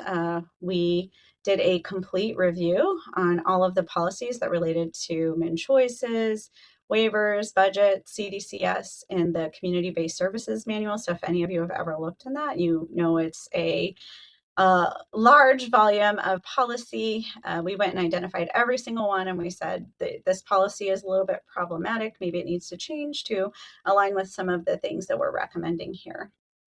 And we also took a couple of really deep dives into the policies related to CDCS, and to kind of see are there things that would need to change to kind of promote that equity, to bring what we call parity. This was something we had heard about early on, is that the CDCS budgets weren't fair. They weren't giving people as much funds as people who didn't use CDCS. So we wanted to really look at, like, how do we make, if you select CDCS, how can we make it so that you have kind of a similar budget or a similar way to get the same amount of services as people who don't select CDCS. And from that review, we recommended some really specific changes to CDCS. And then that brings us to now, the bigger blue box that says revamp. Update all previous work with new min choices and new data. I'm sure you all know that the min choices changed. And so all of our underlying data, as we said, we were using things that were unique to Minnesota. We were using the first iteration of min choices, and all of that changed. So we had to kind of start from scratch again, look at that min choices data, see if we could kind of take the same approach. Will it group people into different groups? Can we match services to it? And we're right in the middle of that now. I'm later going to kind of walk through all of the steps that we take to make that work. And we'll kind of explain to you where we're at in that process. And we'll show you some of our very early things that we've done. But all of that is stuff that we're doing now. I also want to mention that you can find reports of all of the work that we shared here on Minnesota's Waiver Reimagine page. There's, a lot. I know it's a lot of information, but you can read the comments that people had to say about the system. You can, kind of see some of the things we recommended about CDCS. There's just a lot there. And if there's something specific you want, you can reach out and I can point you in the right direction to read about something really specific. And I'm going to pass it back to you, Fran. I think we were planning for a break or some clarification at this point. Yeah, I think there's been a lot of information, so I think people need to catch their breath a little bit. So why don't we take about a 10-minute break, and then Katie, you and I can talk about where we want to go next, if that's okay. if you stop sharing your screen, Stephen, I will put a slide up for folks that join virtually to see when we're coming back. That's awesome. Perfect. So we'll be back at 1/4 of the hour. I will share this. I think this is right. Let's see.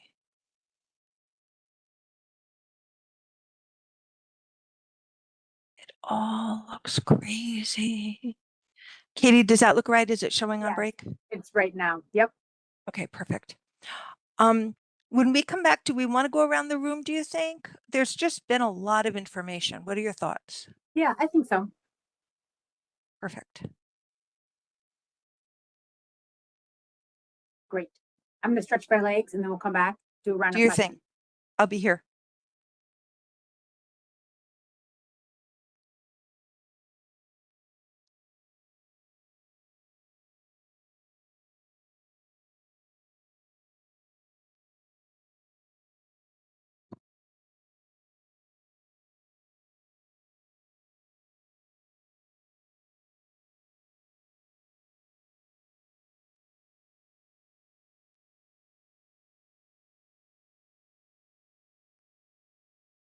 Callie, did you get hailstorm over the last week? Did you get hit with any of those storms that we got hit with up in Northfield?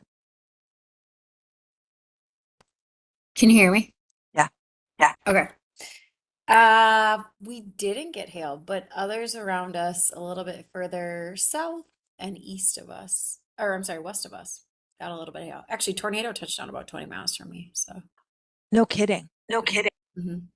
But we're all good here. Which was nice. How about, I know you said the other day we were prepping and you, is your home okay or your, Yeah, it was totally fine. And my car was, covered and all of that kind of stuff. People in the neighborhood had pictures of I wouldn't say golf ball size, but maybe Oh. walnut size um hail. And I think I shared with you my weather radio was screaming to go get into a closet. It's just so funny, Yeah, I hear you. right? I get Yeah. that. But it looked like when I looked at the images, was it over the weekend? I'm getting all my weeks confused. It looked like southern Minnesota was getting hit, so I thought of you. Yeah, we're good right now, but I guess we were good that day, but and it only was one day. It was last Monday. Was it Mhm. It was a week ago. Time's I lose flying. track, I lose track of time so much. Me too. Early in my career, I worked a little bit in marketing, and it was always tricky because you were always planning out, 6 or 8 months for a trade show or an event or a campaign or something like that. And so I could never figure out what the actual date was for today because all of my thinking was out that 6 or 8 Right. months. It was very bizarre.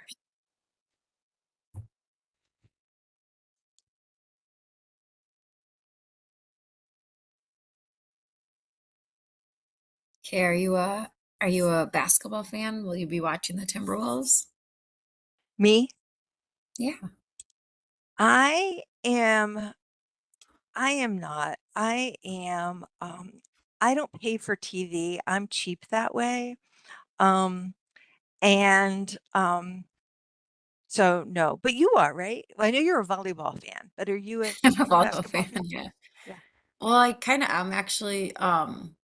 I can't say I track it a lot. I'm probably one of more of those postseason. My interest peaks in the postseason, if you will.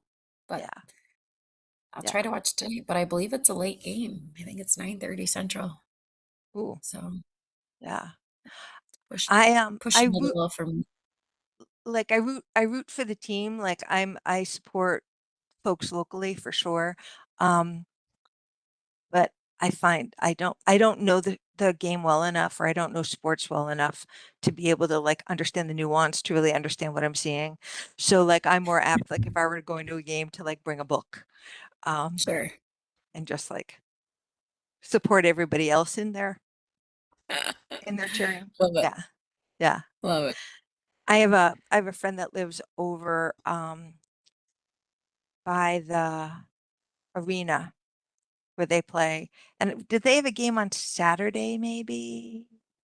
The Timberwolves, yeah, played on Saturday at Denver though. At Denver Nuggets. Is that where you're? Oh no, I don't know where there were like people like just like wearing all the like team uniforms. Like it's like a bus let out and everybody was sort of headed to the arena. And so that was fun to see.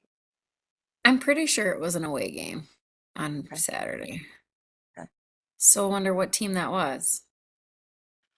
I thought it was the Timberwolves and I thought it was here, but again, we know that I do not follow any of these things. So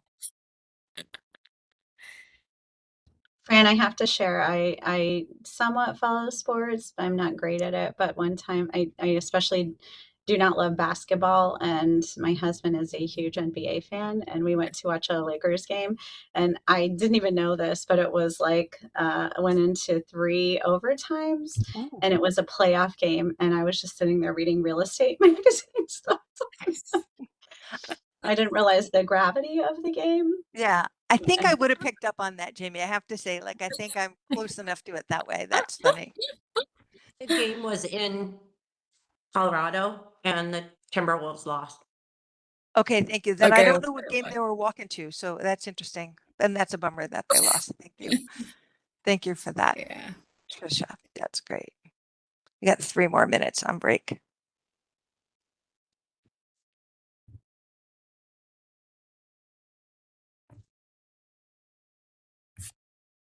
I will say that I think my truck and camper are getting out of winter hibernation in the next week or so. So I'm Ooh. super excited about that. And I already have a couple of camping reservations already booked. So snooze you Are they lose in on that state? stuff. In state, Are they yeah. in state? Oh, I'll reach out to you offline and figure out. We're looking for a few things this summer. Run, Gotcha. you and I have to compare notes of where you have gone for your camping. I think I share with everyone that I have 3 girls, and so we've been trying to explore or introduce them to like different state parks across Minnesota. Yeah. Yeah, so Last More, summer, you've hit most of them, haven't you? I have. yeah. Have you, I've been, I'm so new to Minnesota, so I've been staying like in the greater metro area, I'd say. And like, I've really enjoyed staying at like Carver State Park over that way onto on the western side. And I have sort of have other interests there. So it was great. And it seems like the DNR really really runs a good operation that way. Yeah. Super fun. I'll tell DNR you said that. Okay. Please pass that along. I will say that I was telling folks like that I went for this beautiful walk on the Cannon River Wilderness just south of Dundas, between Dundas and Faribault, and they had 4 tent sites. And I haven't tent camped in a really long time, and I was scooping them out like, do I really want to sleep on the ground again, or have I graduated to a more luxurious life that way? But they were pretty sights. Some parks have yurts, Fran. That's awesome. Have That's great. what? A yurt, you can get a yurt. What's a yurt? It's like a round building, cross between a tent and a house, oftentimes with canvas sides, but it's round. Think of a canvas hut. I'm gonna Google. Yeah. YERT. YURT. YURT. Okay. Yeah. Yep. Awesome. I am going to bring us back. Got it, Chad. Thank you. Awesome. Katie, do you want to do this? Do you want me to jumpstart this? Where's your head? You can jumpstart it. I can chime in. I'm now deep in thought about yurts, but Yeah, I mean, just maybe a little bit of context for the group. There's more information to come. That was just kind of the buildup and sort of how we got here, and there's more to come. So maybe questions of clarification about what we've been through so far, and then letting Stephen and Jamie continue on with what I think more content that I think will be interesting to folks. Yeah. I'm tempted, Katie, to go around the room sort of formally so we give everybody a chance to have a voice in this. So really, to me, the question would be, what was unclear? Right, so we can button that up, and if it's a topic that will be answered later on, we'll pause it that way. But let me start with somebody, and then we'll go up in number. So, what was unclear for folks? Who's got something they want to clarify? So we'll start with Linda Fairchild. She's number 2, so number 3 will be next. How will we know what the services should cost? So were they based on accumulation of all of the dates that they used? And then how is it going to be person-centered if it's based in the 2 waivers on where they live? So 2 questions. Jamie, Stephen, does that come up later on?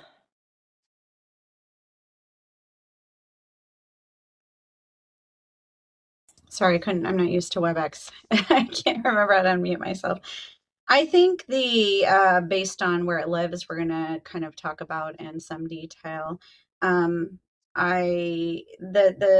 how much services should cost is a feature of the DWRS rate system, where Minnesota determined how much services should cost, and they built that rates framework to kind of offer services in a way that they should cost. I think our project has some nuances related to how the cost of services is accounted for. And we might touch on it lightly today, but I think that will probably be something that we'll bring back to a later conversation.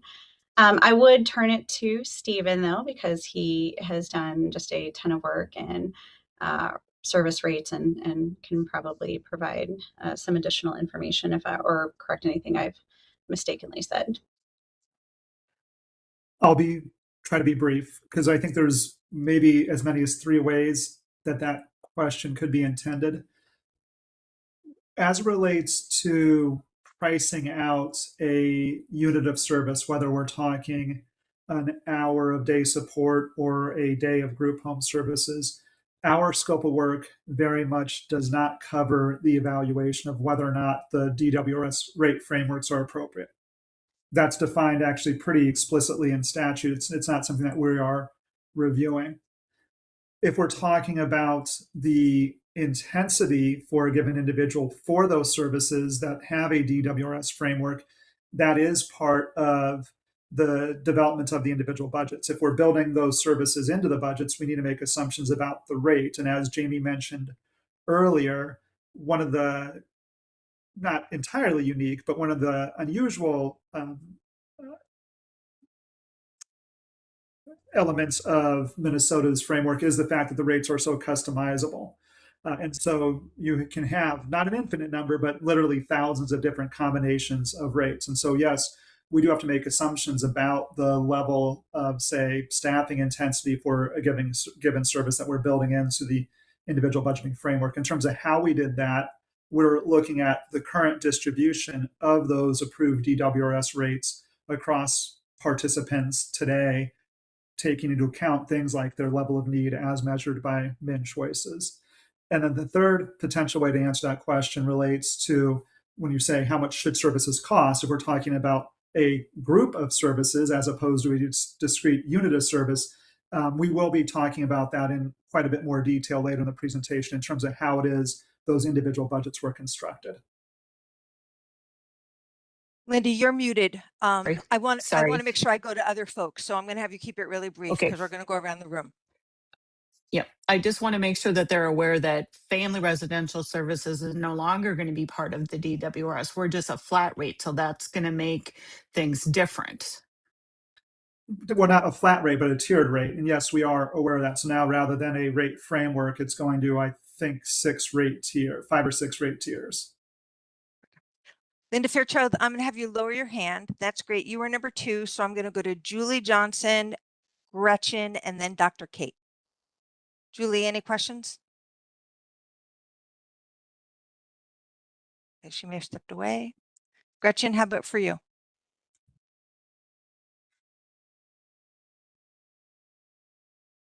Hold on. Oh, I'm sorry. Gotcha. I'm sorry. I try to be ready. I don't have any questions right now. Okay, cool. Dr. Kate. And we're all getting used to WebEx, so no problem.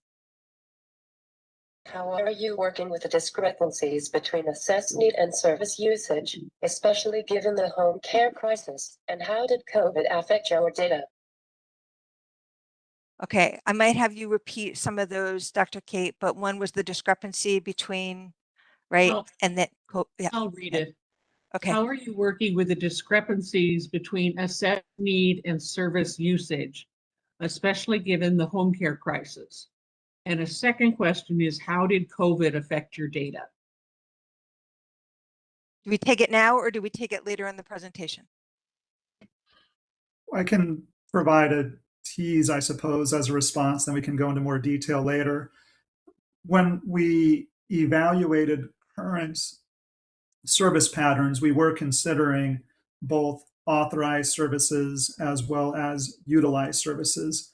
And so I suspect when we're using the term discrepancy, that's what we're getting towards, that people might have needs that are not being met because, as the question implies, perhaps that there's a inability to fulfill a service authorization because there's not a staff to do that, as an example.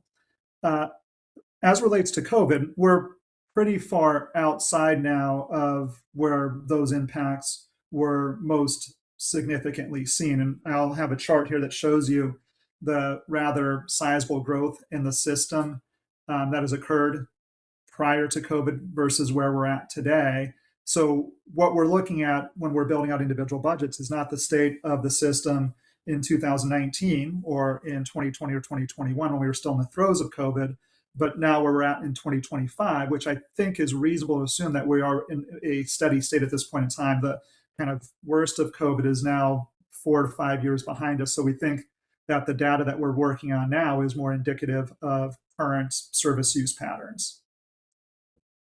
Awesome. Thank you. I've got Chris, Meredith, and then I got Chris and Meredith, and then I'm looking for an 8. Maybe Chad might have left Lisa. Hi, I'm Chris. I'm a parent of a child receiving a CAC waiver, which is a hospital level of care, if you're not familiar with that. I have 2 things. One, I'm screaming like a 90s movie, show me the money. So I look forward to seeing the money. And 2, my child is what's considered one of your outliers. So from my understanding from a previous meeting is that approximately 50% of people receiving services will actually have their needs met. And I do understand that my child is outside of those needs. So I'd like to know what you're doing to mitigate that deficit in care and funding in order to meet somebody's needs that are requiring a hospital level of care while not admitting them to a hospital. Thank you. Now or later? I had 2 questions and I already forgot the first one when you started asking the second one. The second one I do think we're going to cover a little bit later. And I actually think my understanding of the work of the task force is that you all are to some extent kind of informing the exceptions process, which I think is what you're talking about. So I think we're going to cover the kind of exceptional piece in a bit. In the first question, I'm sorry if you could just reiterate it, that would be helpful. Yeah, that would be to show me the money. Oh, Where's show you the the money. budget? Yeah. And Okay. so I just want to make sure I understand this. Then are you suggesting then people who are receiving the hospital level of care should be part of the full exception? Because that's my belief. And to hear you support that just echoes my my concern. I want to be clear and say that I I think exceptions should be available for people who need them, regardless of the past waiver that they came from. What we do know in looking at data last time is that even people within a CAC waiver will have their needs met with what we have proposed. So there will be some people, presumably from the CAC waiver, who will need an exception. And I do think that particular people who have those really high medical needs and things like that are what DHS is probably looking at to develop that exceptions policy. But I think it's probably a lot broader than just people in the CAC waiver. I'm sure that there are going to be people who have really unique needs from other waivers as well that probably need to qualify. And then there'll be some people from the CAC waiver who won't need an exception at all. So I don't think any of our plans are really focused on the peculiarities of, which waiver you came from. But I'm not actually involved in drafting that exceptions policy now. So I'm sure that people from the state can weigh in if there's something that I've said that is incorrect. I just look forward to that being included in the exceptions. Thank you. I've Meredith, Katrine, and then Lisa. Meredith, are you okay? Hi, this is Meredith, Meredith McKinnon.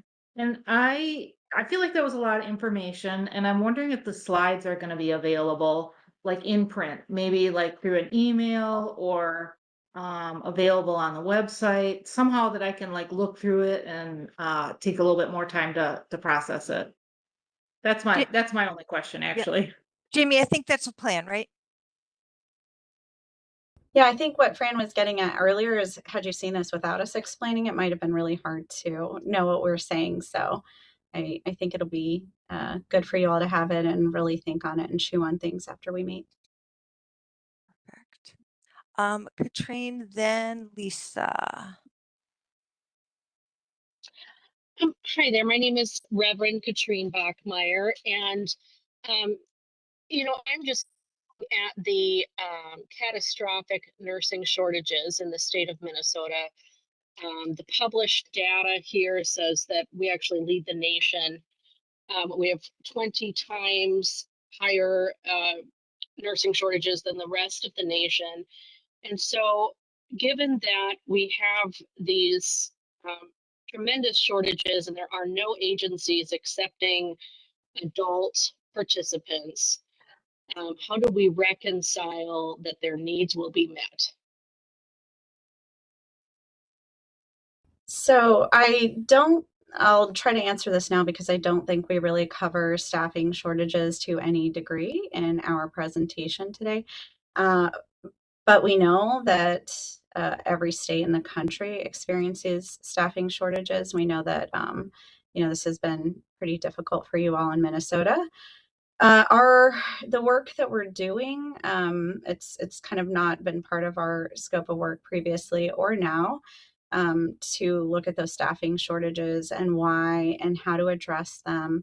And there are lots of things that could be done to address them, probably that are outside of Waiver Reimagine, just in general. And I would also ask, Cala or someone from DHS if there's anything you want to add to that.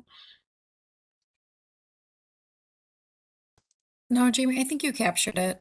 I don't think there's anything I'd add at this point. Yeah, thank you. Lisa, and then Chad, but Chad may have stepped away. Yeah, good afternoon, everyone. Lisa Harrison-Heather, Ombudsman for Mental Health and Developmental Disabilities. And I guess I don't necessarily have any questions per se, but I am hopeful that we can sort of move into the less of the how we got here and more of the updated new information as we go forward in this discussion. Thanks, Lisa. Chad, are you still there? I think he might have jumped. Jennifer Bellinger, Moore, and then Mike.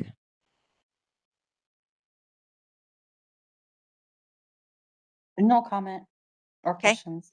Okay, thanks. Moore. I don't have any questions at this time. Okay. And Mike doesn't look like he's at his desk, so I'll loop back around to him. Linda Wolford.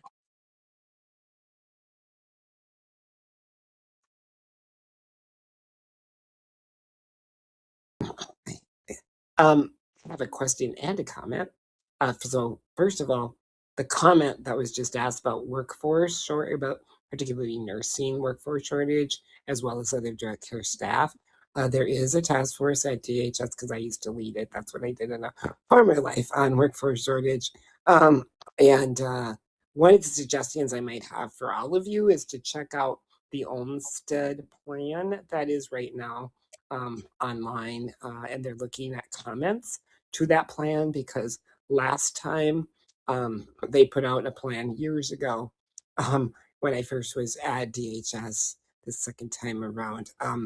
That is the we like we and I say we, a number of us put in there the workforce shortage because obviously we can't have people live right in the community in the least restrictive settings if we don't have staff to do so, whether that be nursing, direct care staff, PCA, whatever that is. And so I think that what happened was there was no goals in the Olmsted plan acknowledging this workforce shortage, and therefore when we finally got to them and got it added as a goal, it became the number one goal of the Olmsted subcabinet because they said they heard from more people than about that that that issue that prevented people from living in the community than any other. So I just would say right now, since we have the opportunities right there to comment on their plan, if you use Google Olmsted, you'll find it. I've been getting a ton of emails about it to provide input. So I just think that might be a way to go because I think that would be the purview, obviously, of HRSI anyway. My question was something you said uh, about min choices and whether or not you've explored or in processes are aware of other states using other types of assessments that are normed and pilot tested, and whether or not the decision to move forward with min choices, because I've been hearing a lot of stories of people getting their hours cut and cut sometimes significantly with the min choices, particularly those with medical needs, high medical needs. Some yes, some no. I mean, it's not all across the board. So just wondering if there's any that's been looked at by your group at all, or if that's out of your scope as well. Just a question. Yeah, I'll address this now because I don't think we're going to dive into it later, and it's a great question. When we started work in Minnesota, we were asked to look specifically at the min choices. We have done this work. We actually, our organization, we keep kind of a running tally of all of the assessments used across the United States. Like we even just updated it a little while ago for these purposes. So we do like to kind of keep a pulse on what's being used nationally. One thing I will say is that there is quite a bit of difference in the assessments that states have in place. Some of them are standardized. Some of them are not, and they're still being used for the kind of same purposes. And I think we're going to show a little bit about, I think something that has been interesting to us working on this project is to see how the min choices kind of does align to people's support needs today, even without the framework that we're proposing in place. So we're going to share a little bit of that in a minute. And, when we did our analysis, our statistical analysis, we were able to see that it could kind of meaningfully break people into groups, that we were kind of able to score the assessment and all of those things. That doesn't mean it's perfect. There's, to my knowledge, not a perfect assessment. And I think if we were to go to a state that had an assessment that had been standardized, we would probably, or we have, I'm just going to say we have heard from the community that they found challenges with those assessments too. So, there are other states who are also kind of wishing that they had something like Minnesota has in place. We're aware of a couple of states who have been trying to build their own assessment, much like Minnesota. There's another state that wanted to have kind of your universal, like our plan and our assessment in one unified place, which most states don't. They have their planning as very separate from their assessment process. But there are a couple of states that are moving in that general direction. One other thing I wanted to mention is that we did hear a lot about the kind of people losing services. And I think, I want to say pretty clearly that was not a result of Waiver Reimagine, that it hasn't been implemented. The budgets that we're recommending haven't been implemented. The support ranges have not been implemented. So I just want to be super clear that any kind of service changes that have resulted so far are not a result of the individual budget model that we're proposing. Although we were kind of hearing from the community that some people were experiencing those cuts in their services. Thanks, Jamie. Let me go to Trisha and then I'll loop back to Mike and then we'll continue on.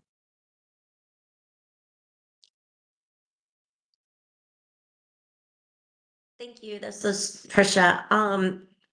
One of the questions I had was about the equity that you talked about, and I understand that some families or individuals would say, for example, how could you get this service, support, or item covered under your budget, but I couldn't, or my child couldn't, and that, I understand. I think that that's a unique issue in that if it doesn't meet a need that that person has, I think that equity more so comes with, are you assessing everybody's needs for what they truly are, rather than, is this a covered service or item? That kind of feel like that was a little misplaced in how to address it.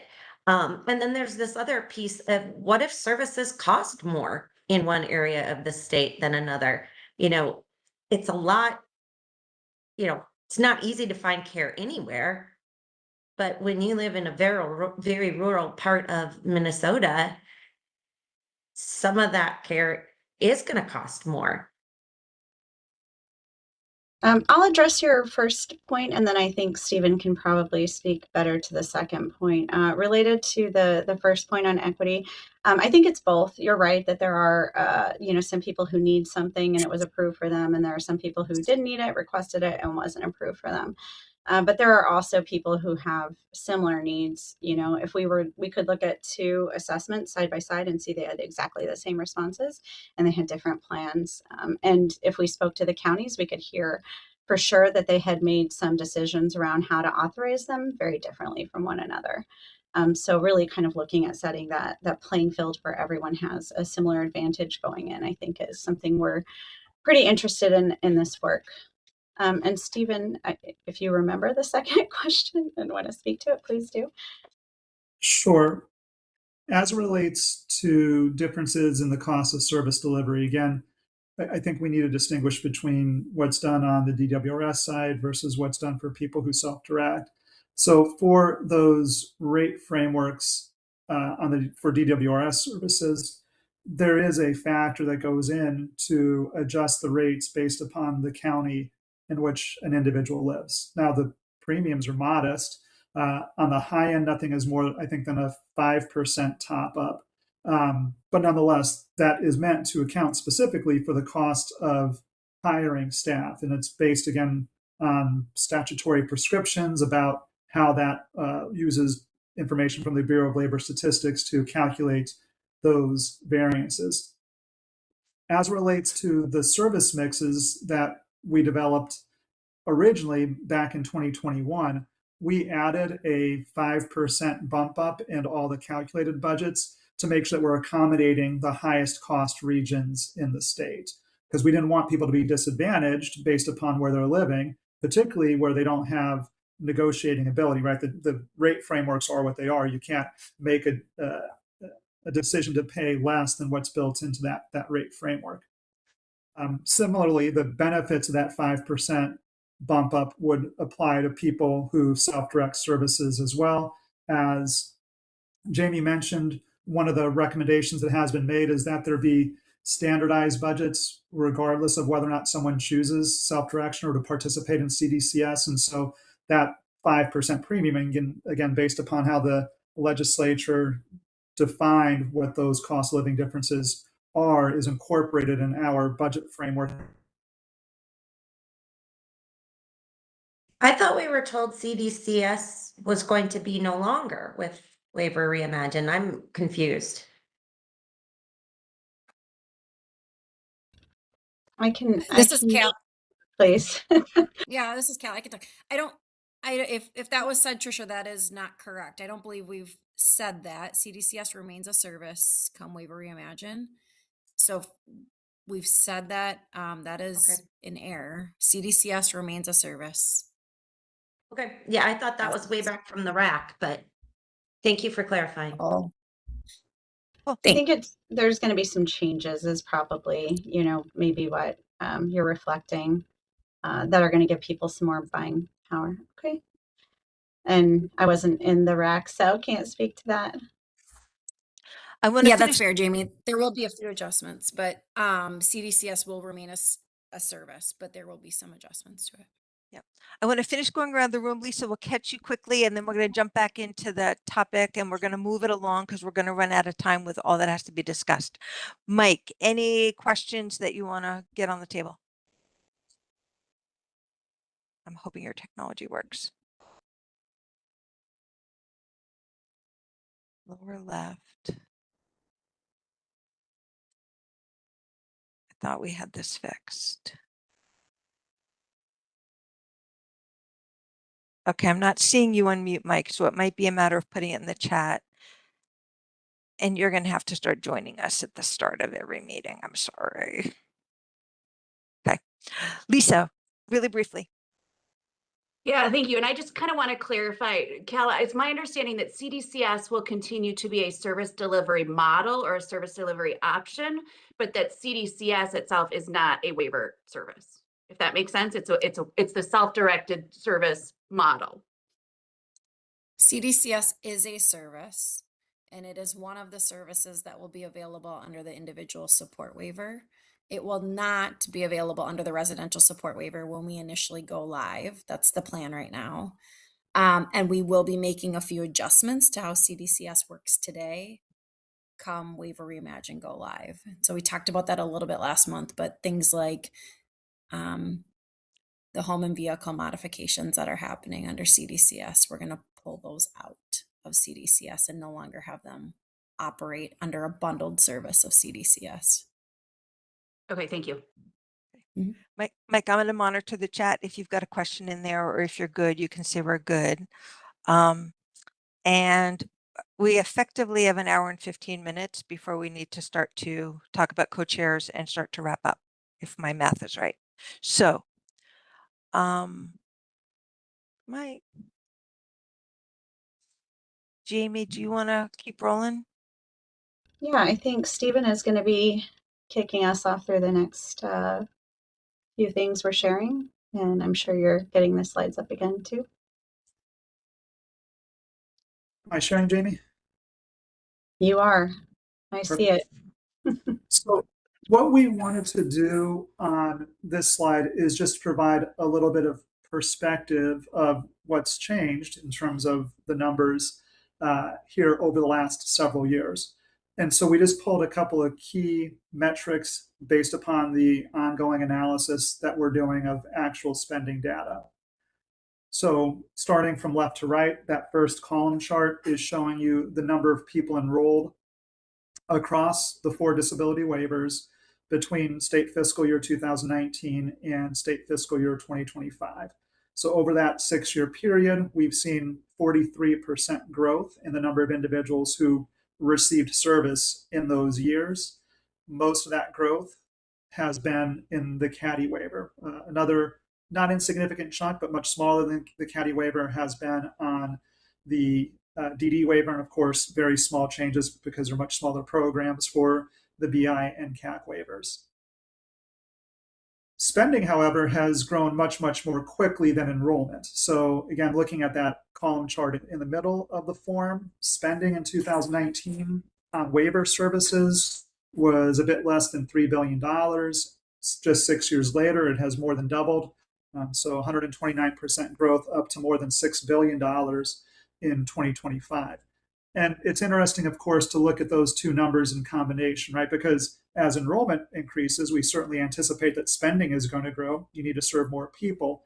But you can see just by the shape of the columns that the growth in spending has been much more dramatic than the growth in enrollment.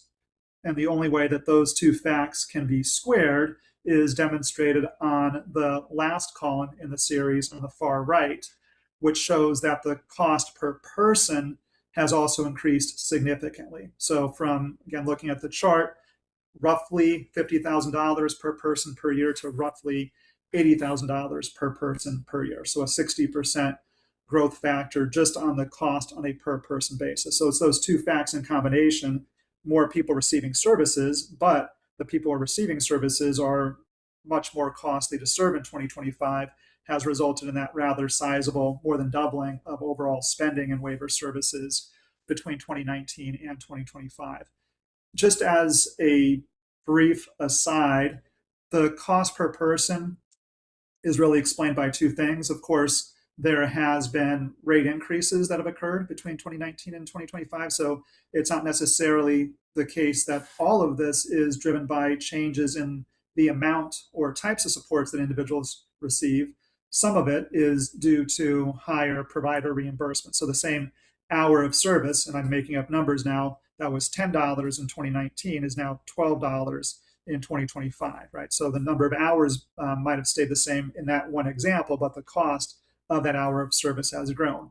But of course, the other factor is that there has in fact been changes in underlying utilization patterns, the types and amounts of supports that people receive.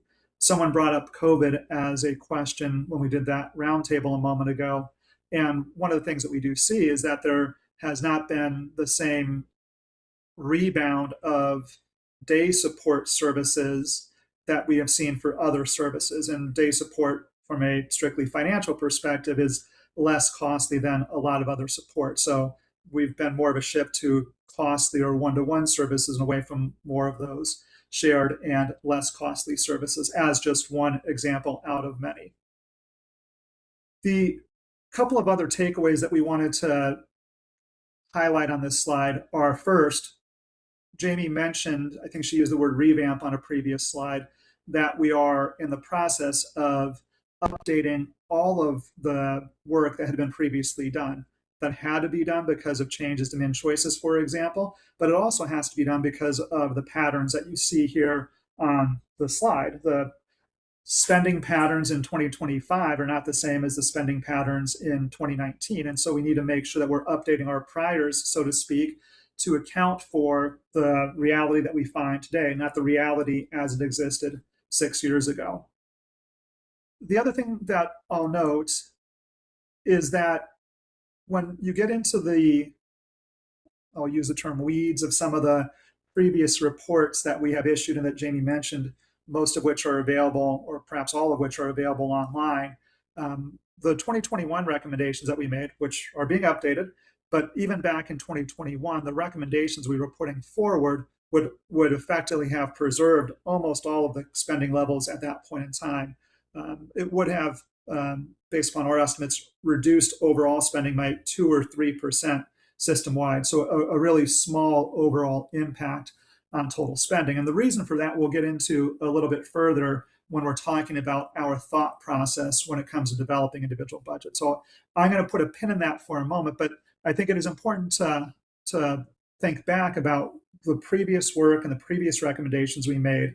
And it really is the case that that was largely going to preserve spending as we found it at that point in time. A couple other slides that illustrate spending now broken out by a couple of different characteristics for individuals. So I'm going to explain that chart here in a couple of minutes, but first I wanted to reiterate a point or two that Jamie made and then add one or two additional points of color commentary. So Jamie already has explained, and I think this group is well aware, that one of the other recommendations coming out of this Waiver Reimagine process was the movement to a two-waiver framework. And that really is moving away from waivers that are diagnosis-based to waivers that are more based upon the needs of individuals and more specifically how those needs are being met. So as previously been explained, there would be a waiver for those folks who are receiving full-time residential care through a paid provider. That is those folks that are getting community residential, family residential, customized living, or integrated community supports. And then the individual support waiver would be for those individuals who aren't receiving a full-time paid residential services. In other words, they're living with family or, in some good number of instances, living independently.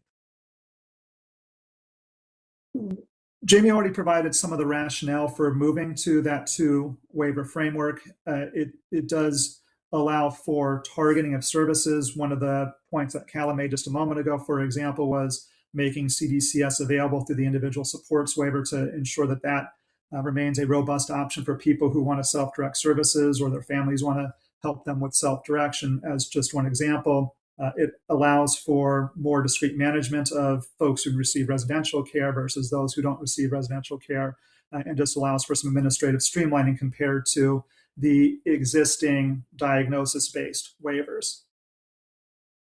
That being said, we wanted to emphasize that as it relates to individual budgets, which is the point of our conversation here this afternoon, whether we had a single waiver that covered everybody or 2 waivers would not have impacted the individual budgets themselves. We still would have gone through the same process and we would still ultimately reach the same conclusions. It really is more on the administrative side than the results as it relates to individual budgets, is in terms of why that 2 waiver framework has been recommended. So let's talk a little bit about what that means from a dollar and cents perspective, and that's why I'll turn to this slide. It is true today, it was true yesterday, it will be true tomorrow in Minnesota, and it's true in every single state that the single largest predictor of how much money is spent to support an individual through a Medicaid, home, and community-based services waiver is where somebody lives. That's a greater predictor of the cost of services than their assessed level of need. And the reason for that is probably really self-evident, but if an individual is receiving 24 hours of paid support per day, that's almost always going to be more costly than providing fewer than 24 hours of paid support per day. And so what we wanted to demonstrate on this box plot chart is the range of spending based upon where an individual lives. So for those of you unfamiliar with what these box plots are showing, the box that you see for each residential placement represents at the low end the 25th percentile, meaning that covers anyone below that bottom line is 25% of people are below the bottom line, I should say. So more 75% have spending over or above that bottom line. Excuse me for the rough explanation there. The top of the box is a 75th percentile, which means by definition, the box covers 50% of the population, right? Because it covers the 25th percentile to the 75th percentile. 25% of folks are below the bottom of the box and 25% of folks are above the top of the box. And then the horizontal line that you see is the median. That's the midpoint. If you line the highest spending individual to the lowest spending individual, half the folks are above that line and half the folks are below that line.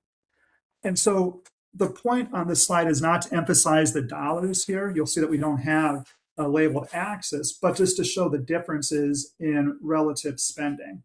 So the first 4 boxes are for those folks in a community residential or group home, customized living, family residential is in the middle, and then integrated community support.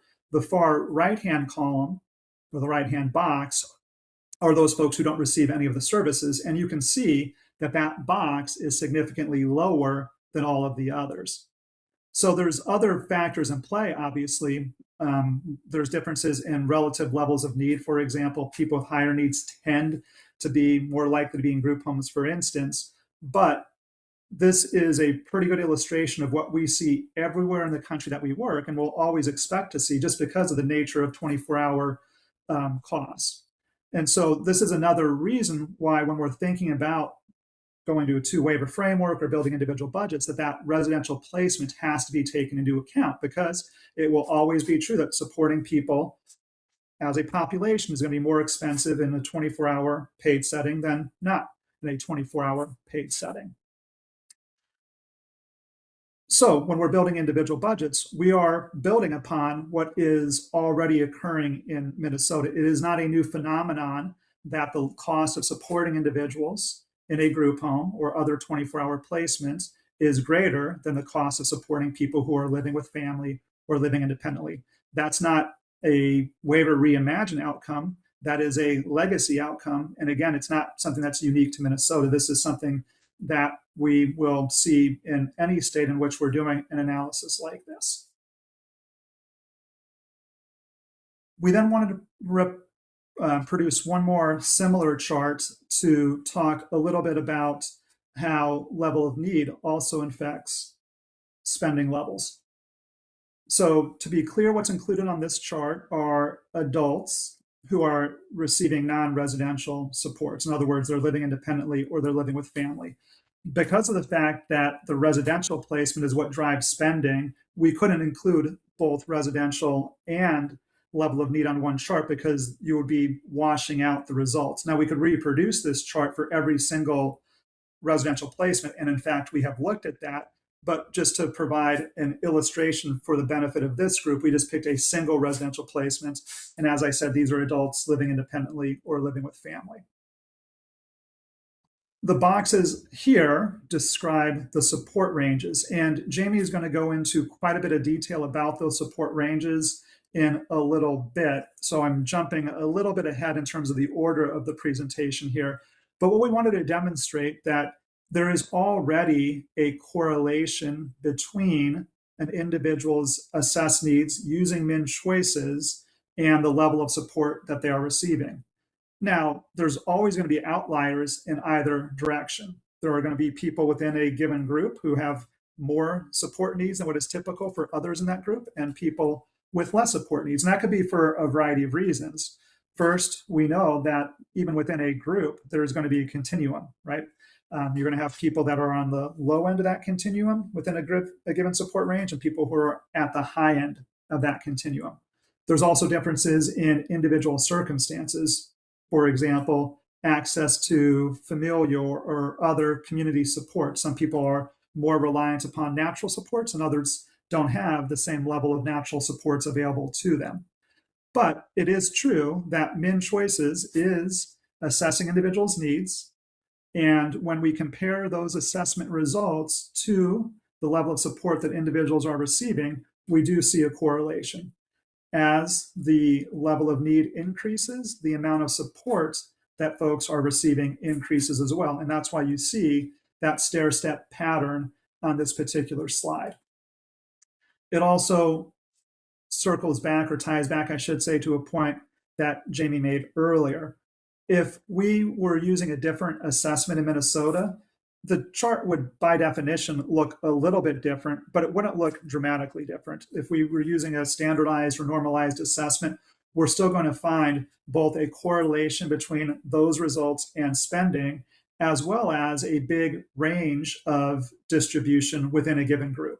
So you can choose any other assessment instrument that's out there, whether it's a state-developed assessment like Min Choices, or a broader national assessment like Inter-I, or the supports intensity scale. And having done this a fair number of times before, I can confidently tell you that the picture is going to look very, very similar. There'll be some differences, admittedly, because every assessment is doing something a little bit different. And even if we were comparing to normalized assessments, we wouldn't get the exact same results. But overall, we would see something that's very similar to this, where there is a correlation between those assessment results, as well as a good degree of variability within a given group. And so when we're thinking about building out individual budgets, what we're really trying to emphasize is that the level of support to which individuals should have access ought to be a reflection of their relative support needs. In other words, people who have relatively more support needs should have access to more supports than people who have comparatively fewer support needs. And in order to accomplish that, we need to have a consistent assessment process across the entire population. In the case of Minnesota, that will be min choices, so that we can, in fact, put people into groups of similar needs. And then when we're also looking at where they live because of the predictive nature of that, as we demonstrated on the previous slide, build out budgets that are equitably applied to individuals that have those similar types of support needs. Stephen, if we can pause there just for a second. What I heard you say is budgets aligned with relative support needs. But there's also a comment in the chat that Mike brought up when his mic wasn't working about how differences in funding for segregated settings, this runs the risk of not aligning with the ADA. And so I'm wondering, from y'all's perspective, having done this around the country, how this fits with that law, and then how do your recommendations address this imbalance, or how do we close the gap? Like, what's your logic behind there? So I don't know whether that's Stephen or Jamie there. Before we answer, Fran, could you, the second question I didn't quite follow. Mike had said, do the proposed changes being discussed address the imbalance of the differences related to residents in terms of funding? So I'm hearing you say no, that I do think a later slide kind of explains how people move around within the system, and I'm wondering if it would be more beneficial to wait until we look at that to kind of talk about this particular aspect. But I think we could address the, everywhere else, how does it work? I'm actually not familiar with a state, and Stephen, you can share too, but I'm not familiar with a state that offers the same amount of funding for people in paid residential services as it does for people living independently or with families. And it's a reflection of everything Stephen already said, that it kind of costs more to support people there. I think on top of that, what we also see is that people living independently with families don't request 24-hour supports pretty frequently. It's just not, something that people are looking for necessarily in the system. That when we built these systems, we built them a little bit differently. And people did go into group homes and things like that. People are kind of making different choices today, wanting to kind of depend on their friends, family members, coworkers, for the help that they need, just like we all do. So it's something nationally that we just don't see people living independently or with their families even requesting the same level of support as people living in residential settings. And Stephen, I'm not sure if there's anything that you would add to that, again, having seen this in a lot of different places. The only thing that I would add is that observation applies regardless of whether or not a state has a budgeting framework in place, right? So whether we're talking about a budget limit or not, the outcome is always what we saw on the previous slide, that the cost of providing 24 hours of paid support to somebody is more costly than not providing 24 hours of paid support to an individual. So that's why we can confidently say that the reality is the same across the country, because we've worked in states that have budgets, we've worked in states that don't have budgets, and it is always going to be true that 24 hours of care is more costly than something less than 24 hours of care. And in terms of risk, sorry. Yeah, Fran, I see a number of hands up, and I'm not sure if this might be a translation issue. I'm not sure if we're asking Stephen and Jamie to or answer the question that the group has. I'm not sure if we're connecting the dots. Yeah, thank you for that. We're going to take a pause in a minute and collect questions, so we can do that. What I wanted to do, though, was I had Mike open from the first round, so I wanted to give him that. So is there anything else related to Mike's question that needs to be addressed now? And if we're saying we're going to do it later, I need to make sure that we do that. So we may need a part 2 if we don't get to it today. Jamie, what were you going to say? I was going to say that I think people being supported in their homes and communities is probably what we want, and then making choices to, rely on their natural supports, their partners, and everything is probably fully on board with what the integration mandate suggests, rather than, you know, having unnecessary staff in place, perhaps while somebody's sleeping, if they don't need that. But one thing I did just also want to say, because I do think that it's really important to acknowledge that we know that there are people who do live in independently or home with family who require 24-hour supports. Like, that is something we've seen here. It's something we're going to see everywhere. And, you know, there are paths to people getting those supports when they truly need them. And I was going to touch upon a similar point before I kind of wrap up my remarks on these couple of slides. So to highlight the comment that Jamie just made, when you're looking at this last box, the folks who aren't getting paid residential supports, you'll see that there are folks that are at the very top of this distribution, just like we see similar folks at the top of that distribution in other settings. And there are absolutely instances when folks are getting 24 hours of support within their homes. And there are a number, or at least a couple of mechanisms by which this individual budgeting framework is meant to accommodate that. First, and I think Jamie will touch on this at least briefly in her remarks, in addition to min choices, there are certain supplemental questions that are being added, or a verification process for people with extraordinary needs. And secondly, and we'll continue to highlight this point, there will be an exception process in place as well. And I think I'll just take this opportunity now to suggest that the need for exceptions is a feature, not a flaw of the framework, right? We're not building budgets that are meant to accommodate the single individual with the greatest support needs within the state of Minnesota, which is what you would have to do if you want that budgeting framework to meet the needs of every single individual, right? You have to push towards the person with the single greatest needs within the state. Instead, what we're looking to do are to build budgets that are appropriate for the large majority of individuals within a given cohort, taking into account their age, where it is they live, and their assessed support needs. That's what we're trying to accomplish, is making sure that we're addressing the majority of folks within a given cohort, recognizing that there will be this process for individuals who require really significant supports. If someone needs 2-to-1 support, that's not built into our budgeting framework, because that's atypical, even in the groups with the greatest needs, to need that intensity of supports. But there are absolutely people who do need that level of support, right? We acknowledge that, and that's why we always tell states that you have to have an exceptions process working in tandem with an individual budgeting framework, because the individual budgeting framework will not be designed for that individual with the single greatest needs within the state. Okay. Katie, I don't know how you feel. Like, I'm sort of betwixt and between in terms of our planned process. I'm wondering if what we should do is get these questions, if they're going to be answered later on. I'm a little concerned about time. What's your thought in terms of how to proceed?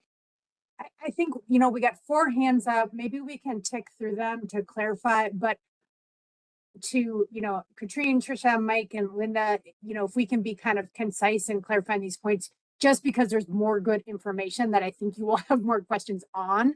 So we want to get the right amount of information, but let's at least tick through these hands that are up. Yeah, let's start with Mike, because I think it's probably, I'm assuming, Mike, it's a carryover from what you had in the chat. Then we'll go to Katrine, Trisha, and then Linda.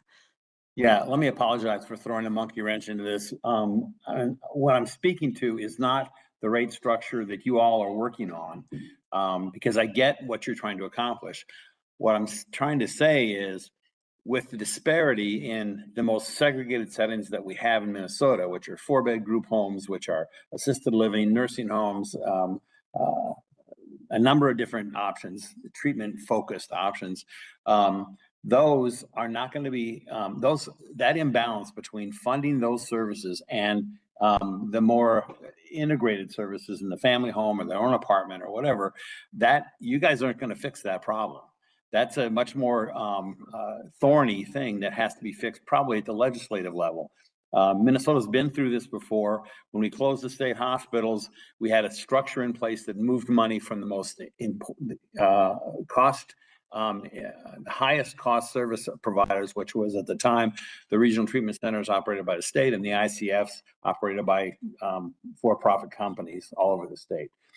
So we know how to do this. It's been done before. It doesn't negate the need that you guys are addressing, which is fair, equitable rates that you can understand and you can compare, and you have a process for the exceptions. So again, I apologize for the monkey wrench. So Mike, did you have actually a question of clarity, or were you really just making a point?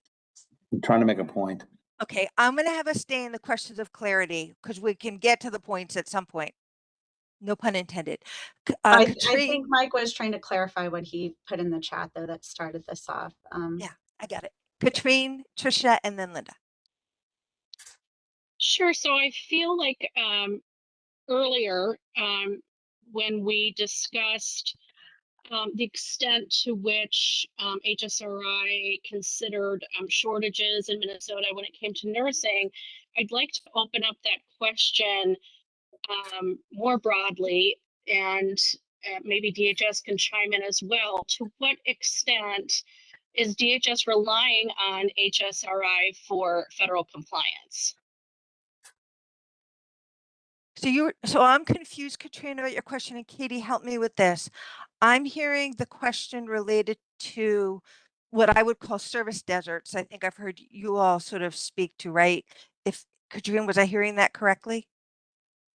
Yes, that was my earlier question, Okay. and I believe my interpretation of the answer was that the shortages were not a factor when building the design. Okay. And so my new question, to open that up more broadly, not just regarding shortages, but across the board, Okay. is to what extent is DHS relying on HSRI to meet federal compliance standards and laws? And state laws, because I guess what triggered the question was a lot of talk about waiver waitlisting, which was outlawed in Minnesota years ago. So DHS doesn't have the authority to bring that back. That would be illegal in our state. So I have some concerns about the understanding of our laws and practices here. And I'm just wondering how much DHS is going to rely on HSRI for that compliance. Let me see if I'm please. understanding the question. Katrina, is the question like, if DHS were to say, or if HSRI were to say, you need to do, you know, X, Y, and Z, whether DHS just kind of goes, great, we do X, Y, and Z, or whether they do their own internal check of that to make sure it meets their legal requirements? Is that your question?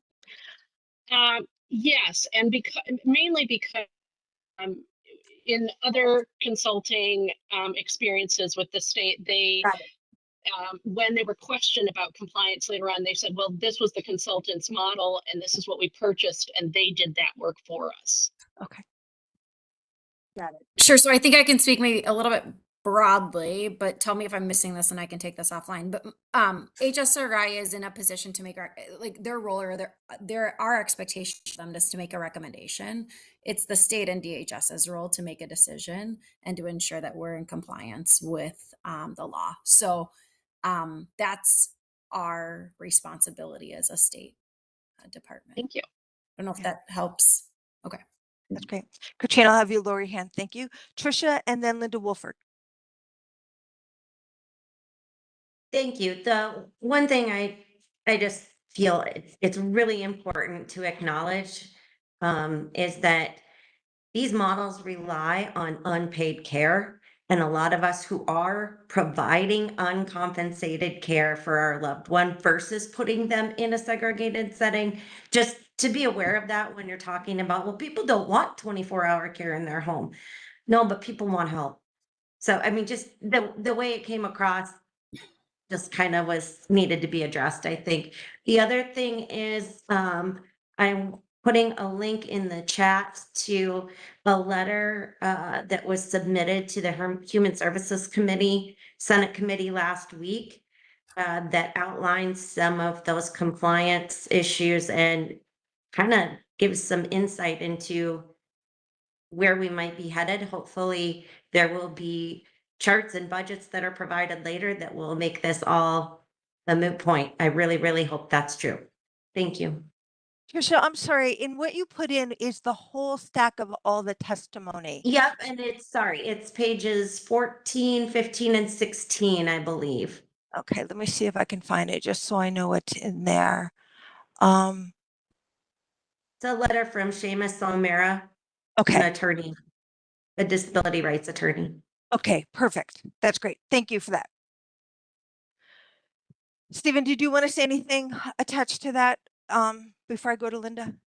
No. Okay, Linda Wolford.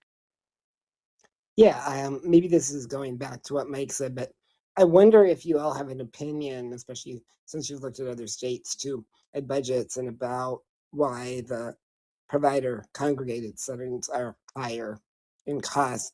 What do you think that might have to do with private equity running most of these facilities? So I don't think it's a private equity issue per se. Now, it's absolutely the case that there has been substantial investments by private equity firms in the HCBS space, whether we're talking about brick and mortar programs like group homes or in-home personal care assistance, because I would say the private equity move has been at least as robust into in-home supports as it is into taking on the capital expense of group homes. So certainly there is the possibility that there's some impact depending upon effectiveness of lobbyists and the like. But ultimately, the primary driver, and I don't know how to put a finer point on this, is what the state's paying for, regardless of whether or not it's unpaid supports. The fact remains that delivering 24 hours around the clock care through a paid model is going to be less expensive than providing intermittent services in most cases. So it really comes down to what the state's paying for. Are they paying a provider to deliver 24 hours of care, or are they paying for something less than 24 hours of care? That's what's driving the differences. Now, the increase in spending that we can see could be driven by investments move into certain services, but that's really not limited, as I said, to residential. It's at least as significant on the in-home side of the ledger as well. Thanks, Stephen. Linda, I'm going to ask you to lower your hand, or I'll just keep asking you if it's a new thing. Great, and thank you for answering my. Yeah. Kala, Jamie, Stephen, I am a little concerned about time, and Kala, I don't know if you've got any suggestions about where to put focus. Yeah, and Jamie and Stephen, curious if there's a few slides that we want to prioritize here over in the next 30-ish minutes, knowing that we want to have some dialogue and we're about halfway through. So is there a space maybe that we can prioritize? I think the approach to developing budgets might be a good next step, but then trying to go into support ranges super high level and then get into more of how they look like by age. Yeah, I think we can kind of just keep going in the general direction, and we'll just be lighter on some of these than I think we had hoped to be. And I like there's one I'll say one sentence about, so we'll get through it pretty quick, I hope. So is that a pass back to me? Am I? You're up. I'm up. Okay. So I wanted to, we shared a bunch of information with you. We talked about how we got here. This is where we are. Like, we're right now in the midst of this. I think it was, I want to say it was Trisha who said, show me the money. And we have a lot of steps to get to the point of showing you the money. And we're not quite there yet, but we're inching ever closer because all of this is developed unique to Minnesota. And we just got our hands on brand new assessment data. We have been working our way through all of these different steps.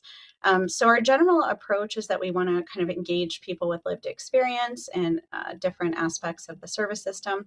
It's a really important point, an important goal of ours, I should say, to be transparent and to include people in the actual development of the steps of developing the budgets.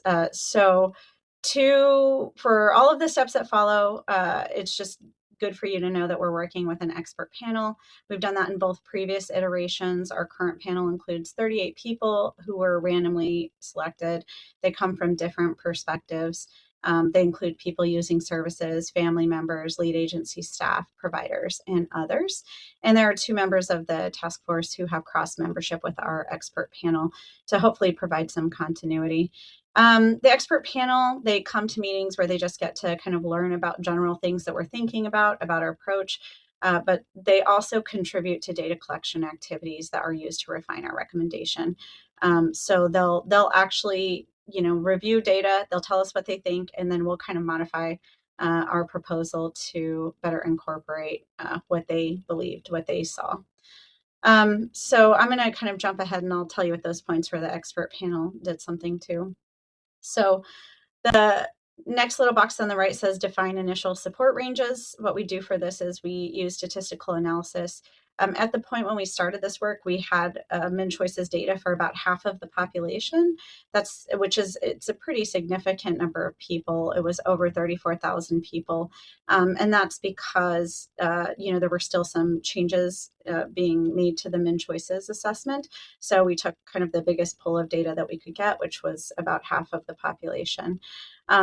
And we kind of, went through some processes to clean it, which made it a little bit smaller than a full half of the population. But we engaged in statistical analysis. We've already completed this step. We wanted to see which items would tell us about people's support needs, how those items should be scored, whether there were similar items that, we should look at in a different way.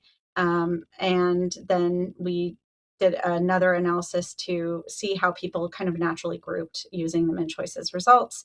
And that actually is where we got the support ranges from. Again, none of this relies on money that people have spent in the past or anything like that. It's just looking at the assessment. So from that, we were able to assign each person a support range, and I'm going to show you those in just a second. And then we wanted to define what people's support needs look like in each of those support ranges.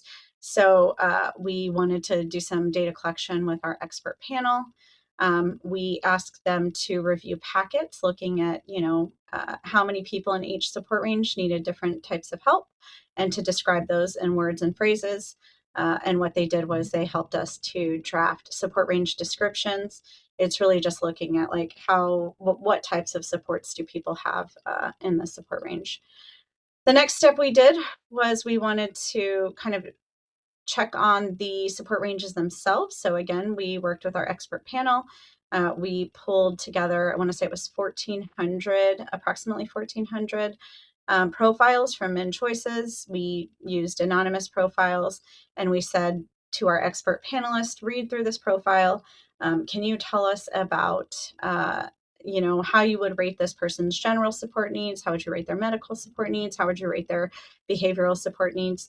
Using that, we looked at our original support ranges that we had done with that statistical analysis on that huge group of MinChoice's assessments, and we kind of merged a little bit the findings with the expert panel. So we said, how can we adjust our criteria to kind of capture some of their decision making? So we did that, and that gave us to a place where we feel pretty good about the support criteria that we've landed on. That's, how people are assigned to a support range. That's what I'm going to share with you today. There may be some minor changes to those, but going forward, I think you're going to see that they're going to stay pretty similar to where they are right now.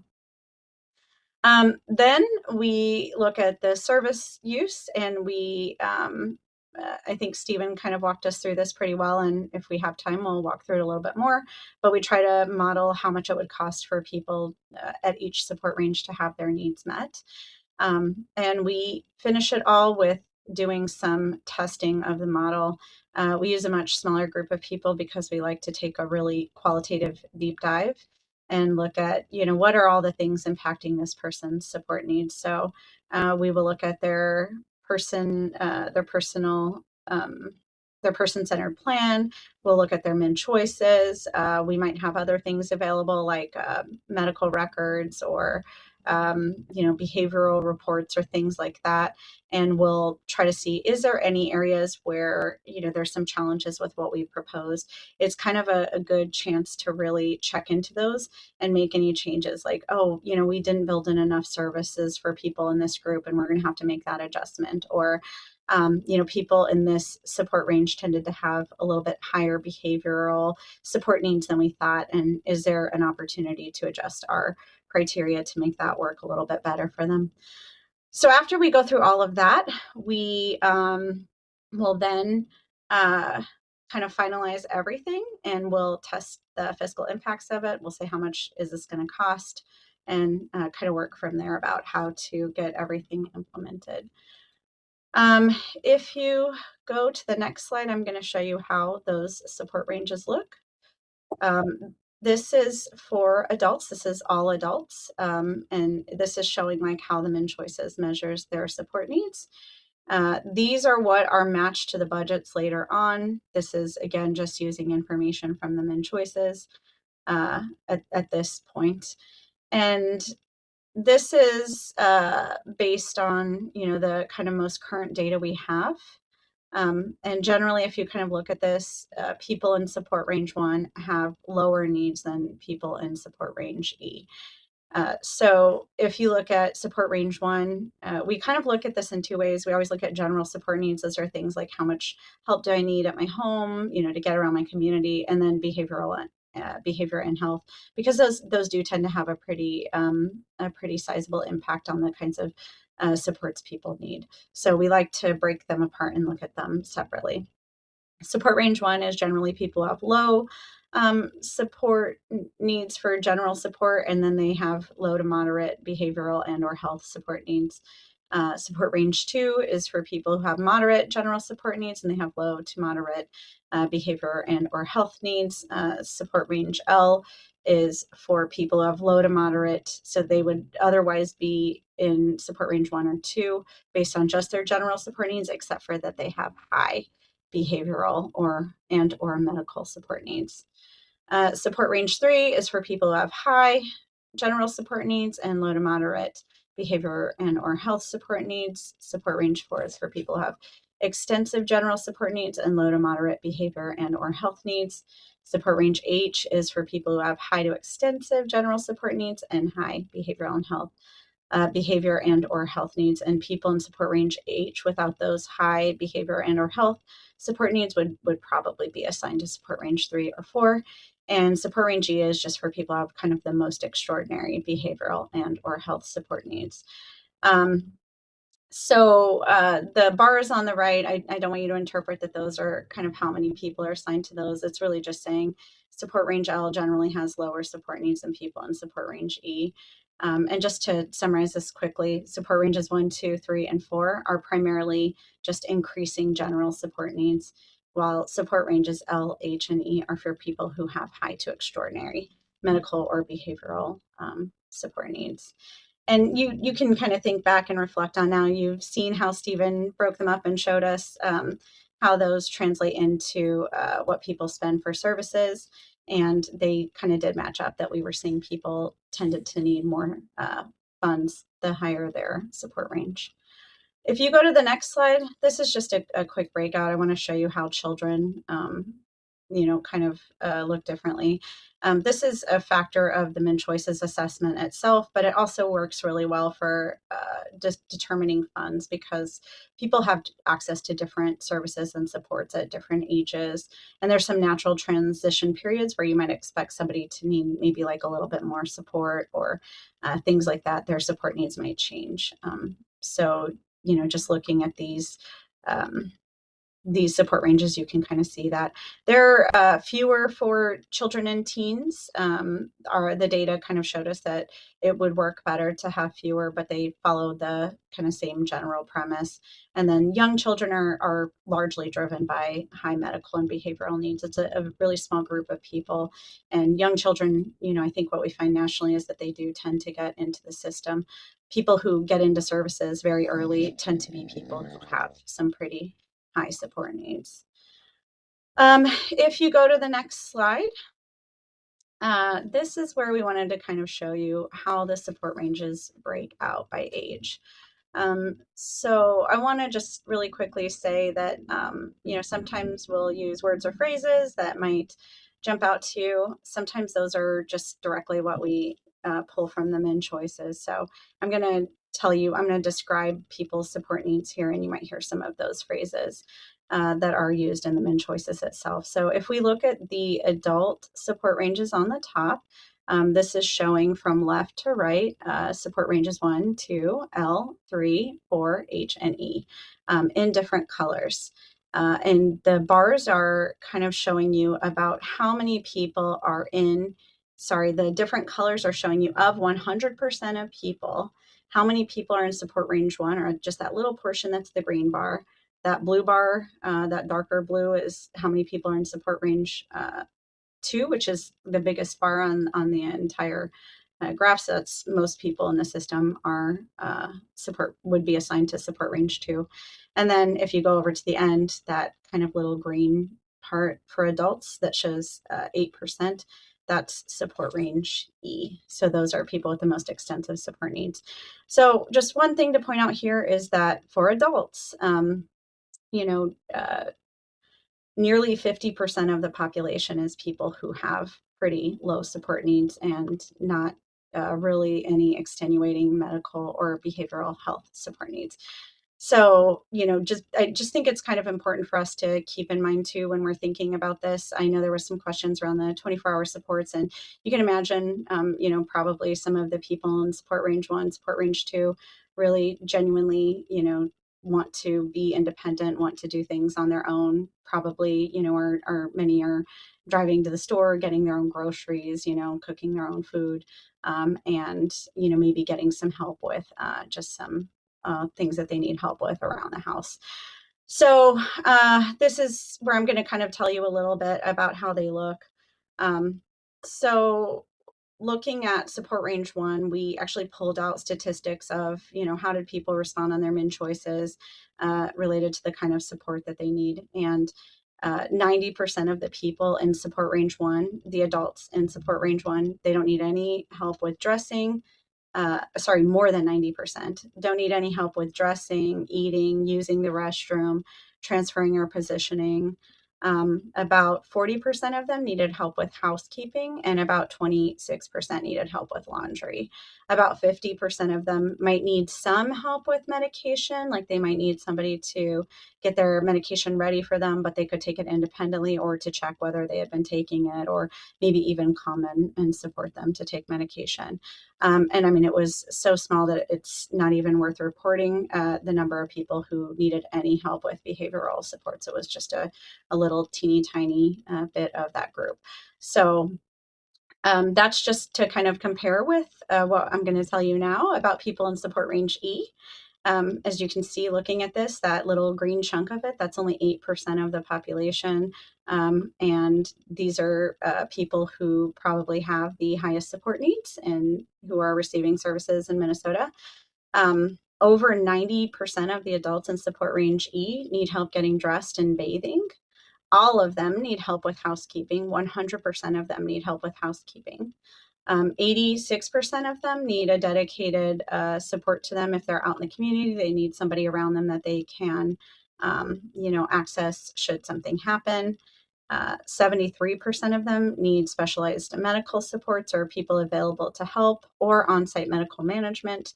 And more than 66% of them have high needs related to wandering, harming property, or harming others. So just wanted to share that so you could kind of see the difference between people in the groups. And, you know, really, I think it'll help to kind of make sense around some of the decisions we make related to how we set up the budgets. I'm not going to walk through the teens and children, but again, you can see most teens and children are people who have lower support needs, with a smaller chunk being needing more support, and then children, we kind of have the highest amount needing the highest supports. And again, like I said, that's probably because people who have really intensive support needs recognize it a lot earlier, and they ask for supports earlier and come into our systems earlier. So I think you can kind of see that when you look at this. I am going to turn it over to Stephen. Thank you, Jamie. And I'm going to try to be quick on the next couple of slides, but there's a couple of important points here. So we're turning now to how the budgets themselves are being determined. This meeting, if it's not become clear, has been more process focused. We're not here to present the budgets themselves. They're not yet ready to be reviewed. But we wanted to talk a little bit about the work that we're doing and have previously done. So the first thing to keep in mind is when we're building the budgets, we're building what we refer to as service mixes, which are assumptions about the types and amounts of supports that are appropriate to meet the needs of individuals within a given group. And ultimately, when we share the budgets, we'll also be sharing the underlying service mixes so that folks know precisely how it is we arrived at those dollar amounts. Jamie, much earlier in our presentation here today, talked about there are states, fewer today than there were 15 years ago, but there are still some states that take more of an algorithmic approach where you're plugging factors into a calculator effectively, and it's, to use a technical term, spitting out a result. When we build budgets, we want folks to know exactly what the underlying assumptions are so that we can have an informed conversation. Have we built a model service mix that is appropriate to meet the needs of individuals? Now, that service mix is going to vary based upon 3 characteristics. We've touched upon all of these during our presentation already, so I will be brief.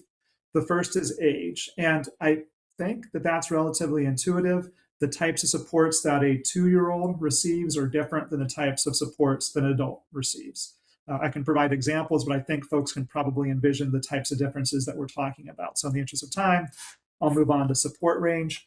Again, this is really one of the fundamental aspects of any individual budgeting framework is it needs to take into account comparative differences. Now, everybody's enrolled in one of the waivers, right? So we know everybody has support needs. What we're really looking at are comparative or relative differences so that folks with greater needs have access to the level of support that they need, which is going to be more than folks with comparatively fewer needs. And then importantly, and a point that we've tried to emphasize a couple of times, that level of support ought to be based upon their level of needs, so that folks that have similar support needs that show up in the same support ranges that Jamie just walked through have access to a similar budget, regardless of where they live, regardless of any demographic characteristics.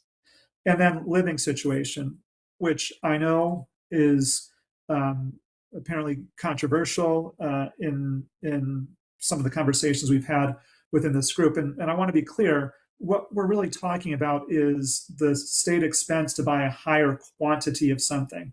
We're not disputing the importance of loved ones providing supports, which is often unpaid. We're not talking about qualitative differences within the level of care that's being provided. What we're really talking about is providing 24 hours of something. If you're putting yourself in the state's shoes, paying for 24 hours of support is more costly than providing or paying for 4 or 6 hours of support. So that's for that reason. That's why whenever we're doing a budget model like this, we're taking into account effectively the quantity of support that the state is paying for. And when folks are getting 24 hours of support, that quantity is higher than when they are receiving more intermittent supports. When we're building out those service mixes, we're considering both authorization and utilization patterns that exist today. And when I say today, I'm talking about the most recent fiscal year 25. Someone a few minutes back suggested, and I perhaps misspoke earlier, that we're not taking into account services that are not being delivered. We absolutely are taking a look not just at what's actually been paid, but also what's been authorized. So if I was not clear on that point prior, let me state it now that we are looking at both authorization levels as well as the actual services that are being used when we're ultimately working with DHS to build out these service mixes.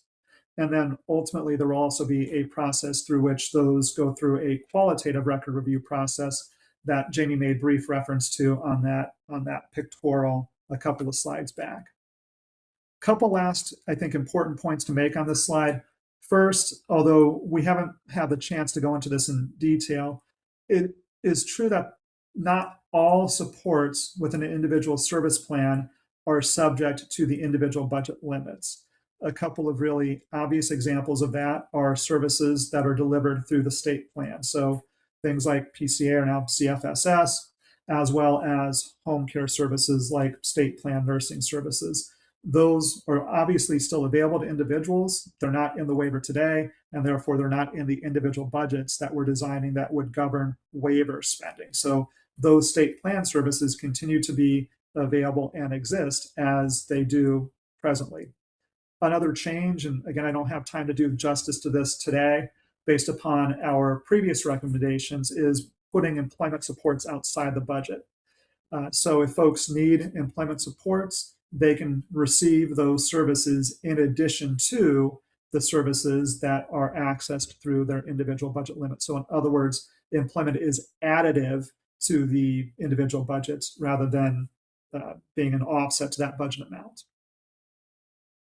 Next important point is on service planning. Again, something else that we've tried to say a couple of times is that the model service mixes, and I do have an example to make this more concrete on the very next slide, but the model service mixes don't determine a person's support or service plan, right? That still is done through a person-centered planning process. The exercise of building out budgets is not in violation of any person-centered planning principles. We have to make assumptions in order to develop what we think is a reasonable level of support. But then once that level of support is delivered, it's still up to the individual and their loved ones and others that are important to them to make decisions about how to use those resources in order to build a plan that is tailored specifically to their wants and needs. And then I do believe that we've used the term exception once or twice in this presentation. So again, repeating what I've already said, is that we're building budgets that are meant to reflect what is a typical level of support for individuals within a given group. And that group is based upon age, level of need, and residential placement. They are not designed to meet the needs of 100% of individuals.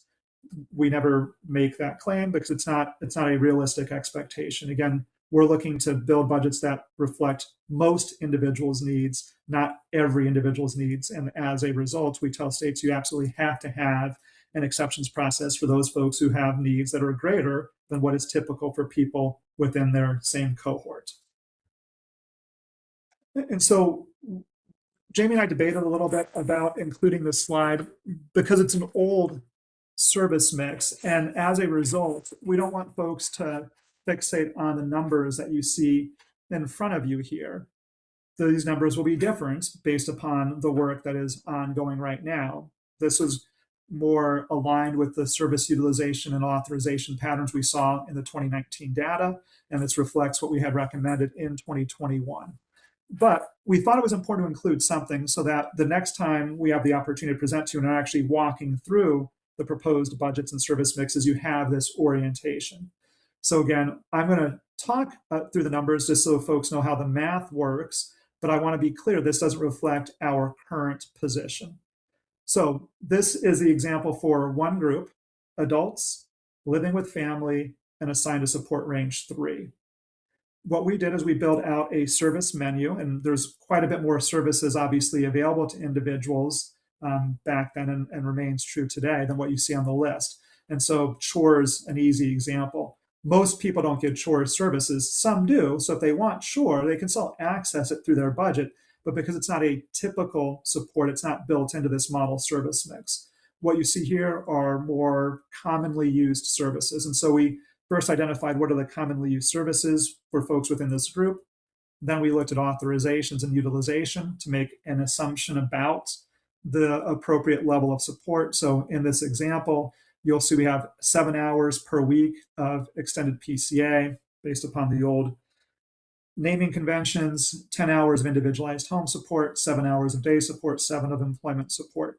So for this individual, what the model is paying for is a total of 31 hours per week, right? 7 plus 10 is 31, and then 240 hours per year of respite services.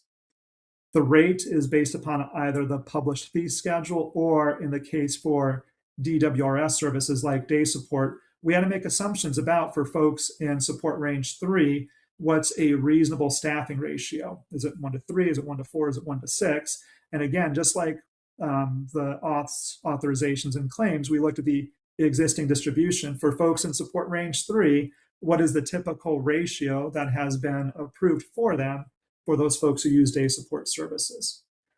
From there, though, it's just a multiplication exercise, right? The number of units times the unit rate times 50 weeks, because most people don't go to a day program or their job on, say, Thanksgiving or the 4th of July.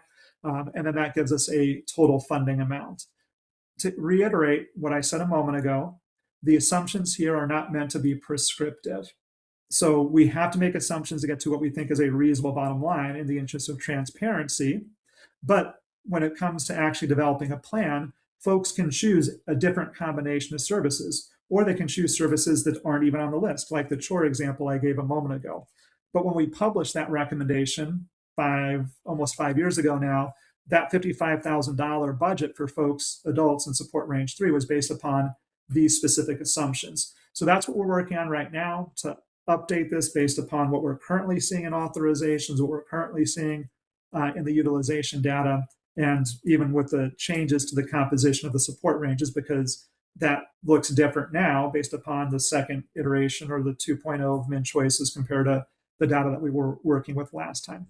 So again, wanted to impart upon folks the process for building out the service mixes. Don't want to debate these numbers because these numbers represent recommendations from 5 years ago. We'll have future space in order to talk through recommendations that will be current.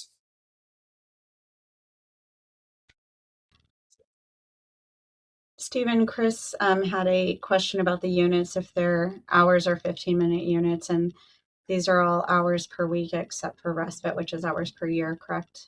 They are.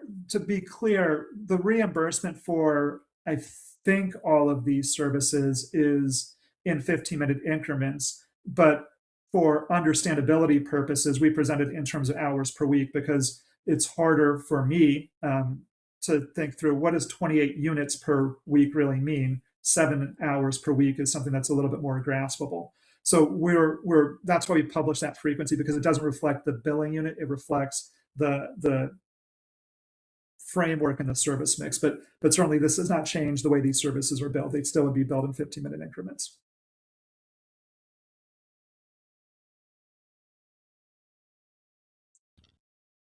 Brandon, we have 2 more slides that I think if we could get through would be nice, but I did want to just ask you about before we proceed. Let's try to get through them. Okay. Yeah. The reason why I'm suggesting that is because I think this is probably of great interest to you all.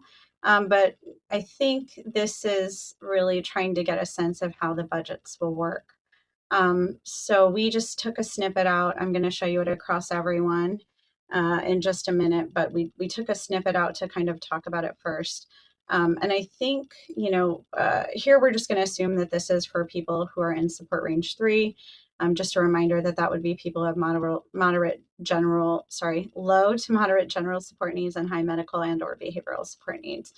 So we're going to imagine that all the dots on here and the stars are individual people with costs from low to high. So the bottom is a lower amount and the top one is a higher amount. The reason why they're kind of all over the place is maybe their scores are a little bit different on their min choices. So maybe some people are closer to, having the lowest score that they can in a support range 3, and some people have a higher score.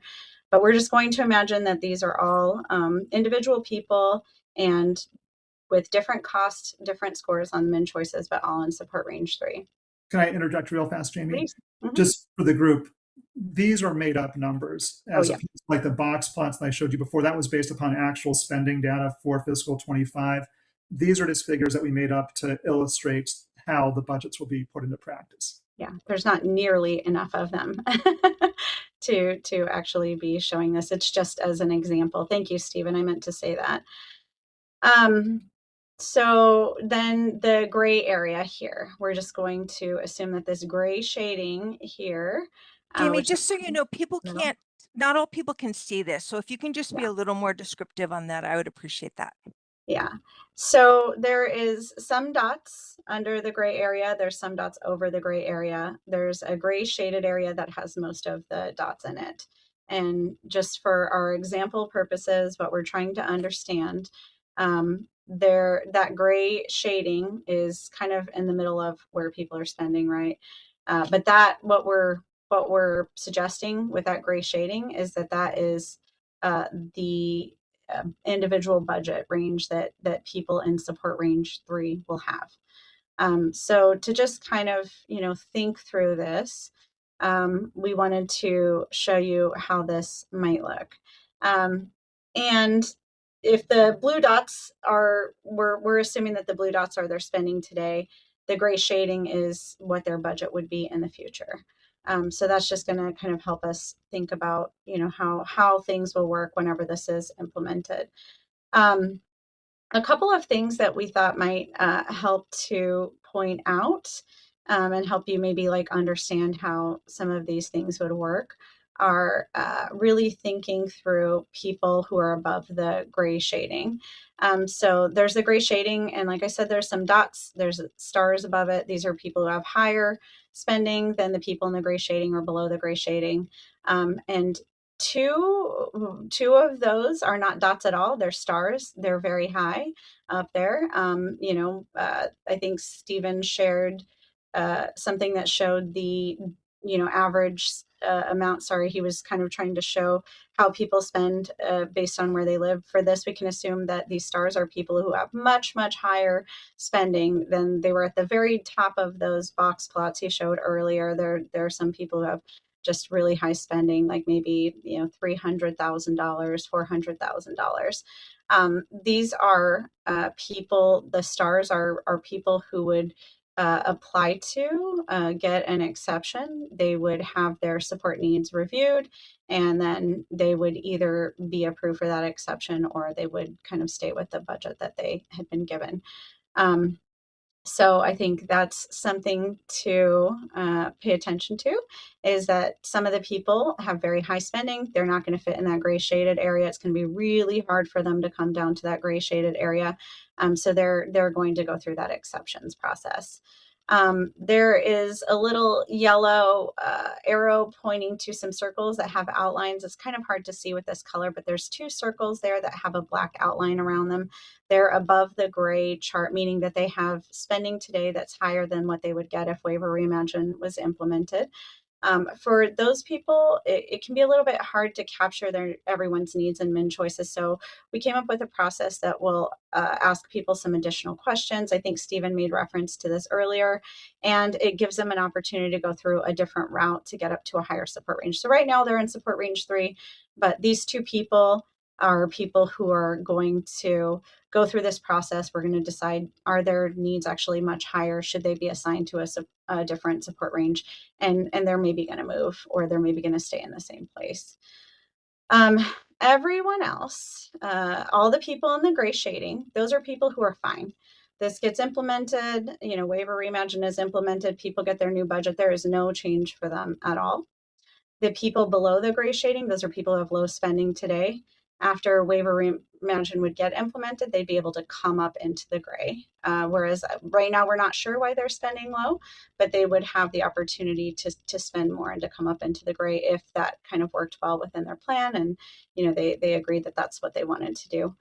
The remainder, the people who are above the gray shading, those are the people who would have to kind of come into the gray shading. And they would have to kind of work with their team to figure out how best to meet their support needs. Maybe for some of them, it would be relatively easy to come into their budget. Maybe some of them, it's going to be a little bit harder, and we're going to have to kind of figure out how to support them, or their teams are going to have to figure out how to support them. And just again, as a reminder, I think we've said this several times, but budgets are only one part of they're only one part of a person's support plan. There's, other things that the teams are really thinking through and looking at. So I am going to ask that you go to the next one, and I just want to show you across let's just pretend that this is all adults, living with family. This would be something we would routinely see. Again, this is fake. This is just to show you an example, but we would do our data analysis, we would kind of plot everyone along spending lines, which Stephen kind of showed you a little bit of that earlier. And we would see like, how does their spending look across the whole population? And then, just kind of like looking at this example, those gray shaded areas, which are different. We again have our costs on the left-hand side. We've got from low to high spending. We have our support ranges on the bottom.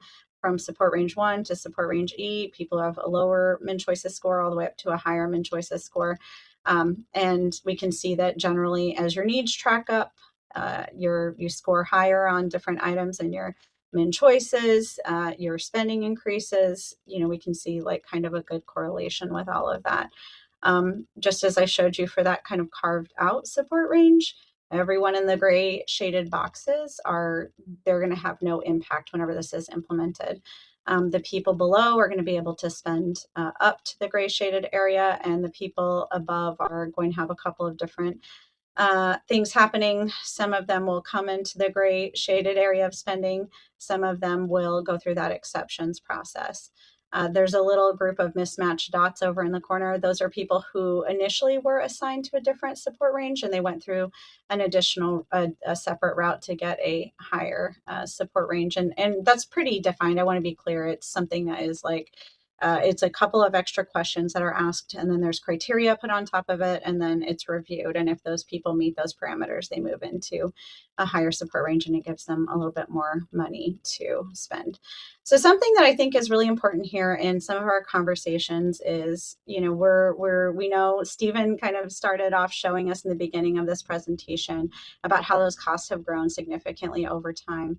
And, it does seem that they'll probably continue to grow significantly over time. So one of the goals in this project was really to kind of, think about how we can promote a sustainable system that isn't having like some of those huge growth over time, while also delivering supports a little bit more equitably.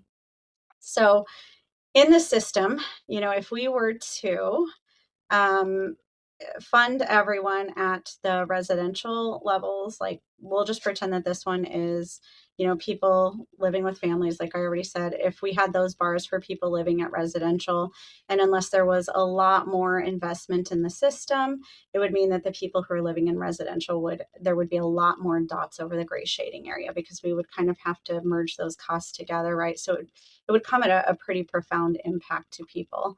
And one of our goals was really keep as many people in the gray shaded area as we can, keep as many people able to purchase the amount of supports that they did today. While we certainly recognize that there is definitely room for some of those conversations about how to put more funding into the system, we're really looking at also how do we minimize the impact to people who receive services today, and also make sure that we're kind of setting everyone at a fair playing level where everyone kind of starts in the same place and can build out their plans, make their own choices about what they want in their service package, and use that budget as a piece of guidance for that. And I know we were going quick, so I kind of had to run through that, and there might be some questions around, some of the things that I meant, but I'm going to go ahead and pause and turn it back over to you, Fran. So Jamie, I just want to just have a sense of this. Am I landing this correctly in my head? And that is really the intent is for the majority of folks to be at the same funding level, or maybe a little better than what they're experiencing now. Is that sort of a broad frame?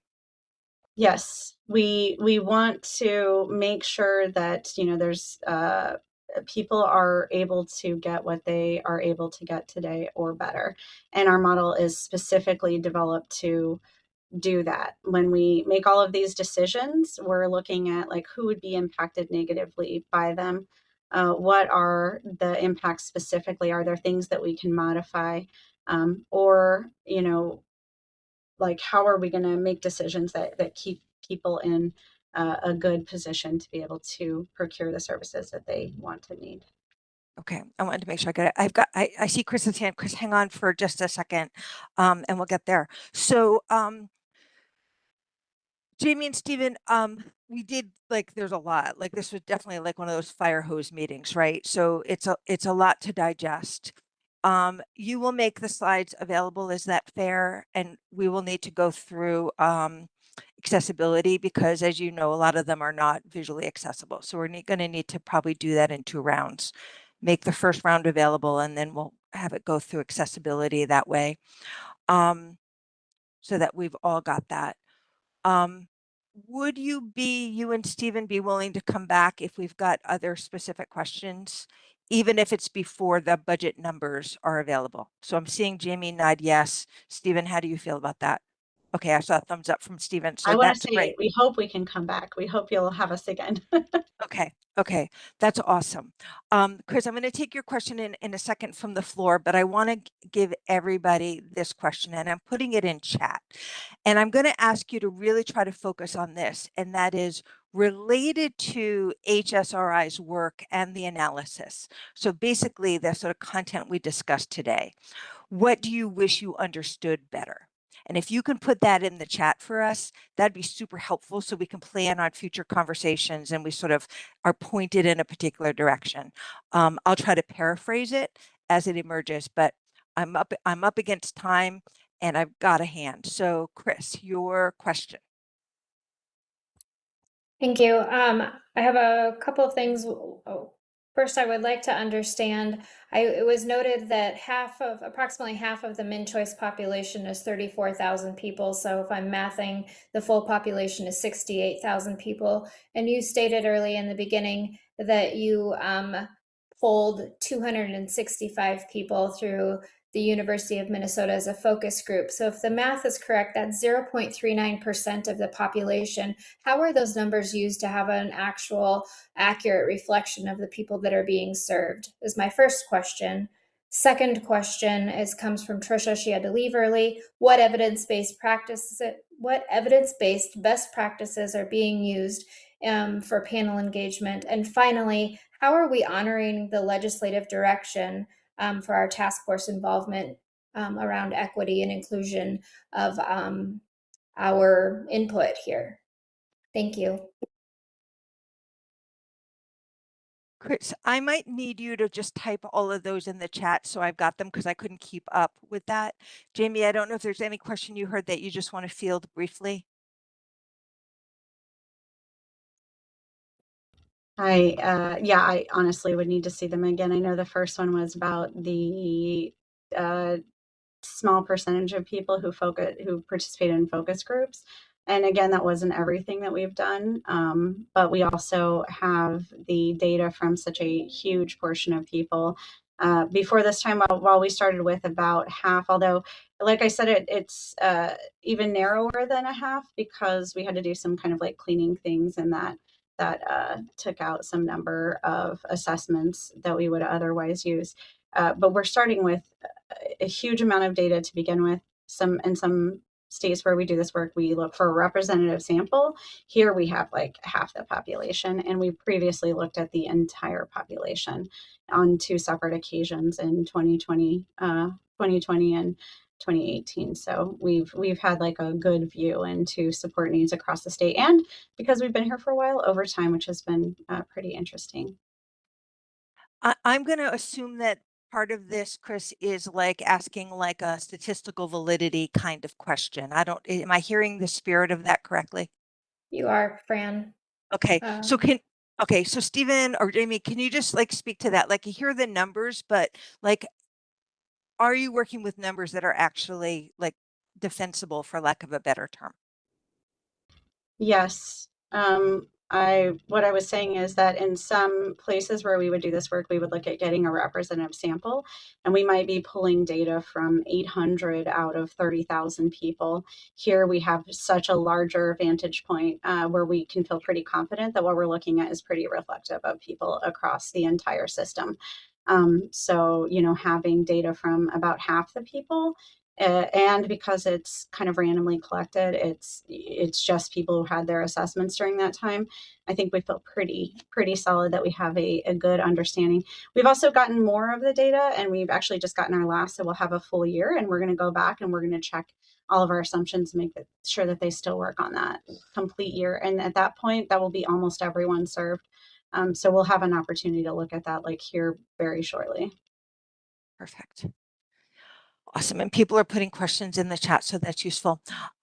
Mike, please, and then we'll go to Linda. And Chris, I'm going to ask you to lower your hand and put your questions in the chat so we don't lose them, please. Let me first say that my microphone is working again, right? It is. We can hear you. Okay, it's a miracle. Just quickly, and this may not be in the purview of the HSRI folks, but for those individuals who are at the upper end of supports and services because of behavioral stuff, because of medical stuff, there are things that we know if you apply, clinical approaches, if you apply, you will improve the quality of the individual's life and the life of the people around them and drive down the need for supports. Okay, things like positive behavioral supports, applied behavior analysis, trauma-informed care, person-centered planning, and person-centered lives. Does this rate structure have an expectation that for those people at that upper end, that those services would be brought to bear, not to drive costs down, but to drive the quality of life up? But what I'll guarantee you is if you get the quality of life up, the cost will go down. See Jamie nodding. Jamie, jump in. Yeah, and Stephen might want to back this up as well. I just want to clarify that we're not working on a rate structure. We're actually, we're making some assumptions about rates, but we're working within the rate structure that Minnesota has put into place. So just to kind of clarify that. I think, where you'll see this show up is the fact that most of those kinds of supports don't count towards a person's budget. So, we want people to not have to make the trade-offs between like, oh, does my family need, a crisis behavioral service, or do we need, some in-home chore services? Like, really want people to be able to get those really skilled, highly skilled services that they need without an impact into their budget. So for that reason, most of those don't count towards the person's budget in the hopes that they will get the amount that they need of them. And, they'll be able to continue to use their budget for all of those daily needs that they have on top of it. Thank you. Thanks, Mike. I'll have you lower your hand. Linda Fairchild, now you put a couple things or one thing in the chat, Linda, that says, I'm concerned about how the current MinChoices assessment will meet the needs and breakdowns for 1 through E levels, saying that most people will maintain or increase their level of spending. Why has Waiver Reimagine been showing in the state forecast as a cost savings? I don't know that that's something that Jamie can answer. Is that the question with your hand, Linda? Yes. Okay. Jamie, I'm not sure that's in your field of expertise, is it? I am not sure that I'm understanding the question. I think is more of that. So under the current MinChoice assessment, because I follow it for the flat rate or the tiered rate. So when you're doing your levels 1 through E, 3 and 4 are the same rate, E and H are the same rate. In your breakdown, is each level separate? Is my first question. And then based on what you're showing us, it looks like most people will maintain or increase their level of spending just because that is reality. People have higher needs, people have higher behaviors that we're noting now. What I see posted is that Waiver Reimagine is showing as a cost savings in the state forecast. So is that true? And if that's true, what you're showing us is that that's not going to, reality is costs do go up. So how does Waiver Reimagine be a cost savings if the needs of people keep going up? So just questions. I can't speak to DHS's forecast, but I can say that when we did our fiscal impacts in 20, I keep saying 2020, 2021, because I probably should be clear, but during that iteration, we projected an increase in spending all the way up to a savings, and it was kind of where we landed when we did that work, that it could cost the state some money or it could save the state some money. And Stephen, I'm not sure if you have anything you want to add to that or explain it more.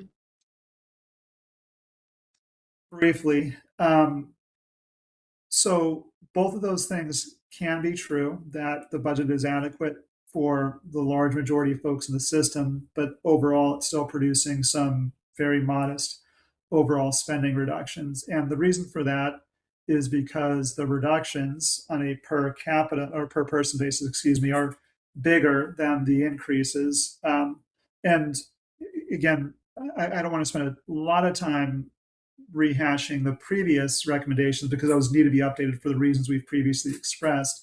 But if you dive into those reports, what we were suggesting is that there would be savings really on the residential side, which is where the bulk of the spending is, right? And more to the point on the expected average per day rate for services. And so those presumed savings were greater than the presumed increases for the bigger portion of the population that would have the potential to increase their budget. For example, people who were using CDCS, we expected that there would be an aggregate increase for that population, but that's not bigger than the aggregate reduction for folks in residential care. And I'll also say that typically when the states are doing forecasting, it's in relation to what otherwise would have been, right? So to use a simple example, enrollment growth by itself, as was pointed out, the state doesn't operate waiting lists. DHS can't operate a waiting list. We're aware of that. And so providing care to a growing population is going to require higher spending in order to do so. So then when you're applying other offsets like the Waiver Reimagine that's being carried, that's in comparison to what would have occurred without Waiver Reimagine, right? It still takes into account increases for other cost drivers like population growth. Okay, I'm going to have to be a little heavy-handed here just because we have a couple things before we leave, so I apologize for that. Moore, I saw your hand up. I saw your hand down. You are the DHS person here. Do you want to just put a couple things on this part of that? No, I don't have anything else. I think Stephen has captured well some of the point that I was going to talk, so we're good. Perfect. Okay, thank you. I'm going to ask Stephen to stop his share so I can see people in more their like full squares rather than their little like half squares. Perfect. Thank you. So the question in the chat that I'm asking you to log in on are related to the HSRI work and analysis. What do you wish you understood better? So I appreciate you building that out, and that will set the direction for us going forward in understanding. So I'm going to try to do a couple things really, really quickly if we can. With the group, hang on a second, I'm not used to WebEx, and so there's a little lag time there. Okay. Are we seeing finalizing co-chairs? Is that what we've got? Okay. Awesome. I love it when technology is my friend. So if you remember back in December, when we met face to face, we had proposed that we had 2 interim co-chairs so we could get a little traction. In my email that went out before this meeting, I asked folks if any other candidates wanted to be considered for those roles. It be brought to my attention by the close of business on April 15th. I didn't hear from anyone. So Linda and Dr. Kate are, I would argue, enthusiastic to continue in their roles. And so I want to suggest that we're going to take this as firmly in place right now, and that we're going to go forward with the co-chairs of Dr. Kate Jurek and Linda Wolford. Can we red, green, yellow that just in the chat? So I have a sense of it, and then we'll go from there. Okay. So I've got one red, I've got a green, I've got a green, I've got a green, green.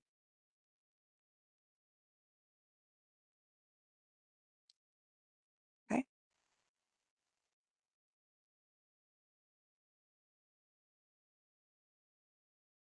Green.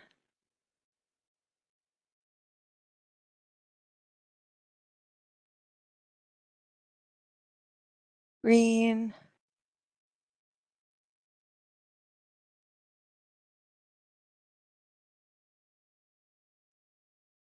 Okay. So I've got one red and then a comment that there'd like to be the suggestion of a tri-chair. Okay, so we don't have time for that to come up now and have us process that as a recommendation. So Katie, how do you feel about us moving that to a point of business for the May meeting? Unless you think we can hammer it out now. I'm just thinking process wise, we're also down in numbers right now. Yep. And you were going to ask for a short blurb on. If we had any other nominations, we were going to ask for like mini campaign speeches. Yeah. So that people could sort of hear what people were bringing and why they were motivated and those kinds of things. So we're not going to be able to do any of that now. Combined with the people that have left the meeting. Mm-hmm. I'm wondering if Katrine, if you could send to Fran and I just, you know, why try chairs, you know, and why your interest. Perhaps we could circulate that then and then just red, yellow, green it in the May meeting.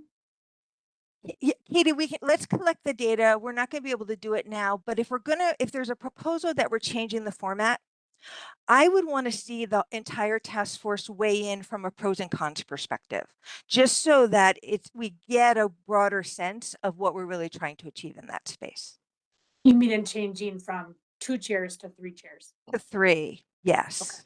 Okay. Okay.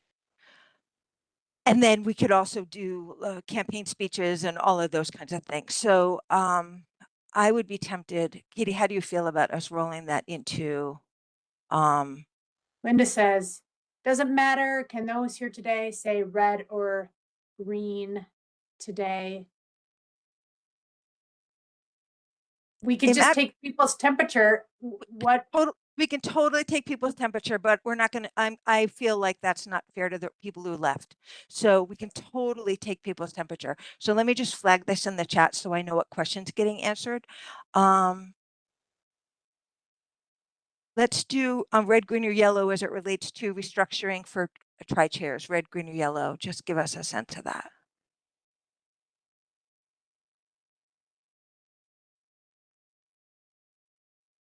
Red, green, green, red, green, yellow.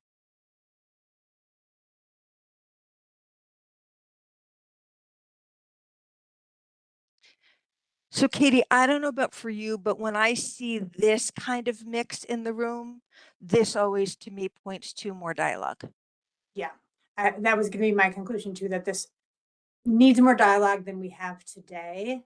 So you and I, between now and May, we can put our heads together and think about it. For those of you who are weighing in, if you know, you have suggestions or thought, I mean, I'm open if anybody wants to just, hey, think about this, think about this, think about this, you know, wide open in terms of feedback.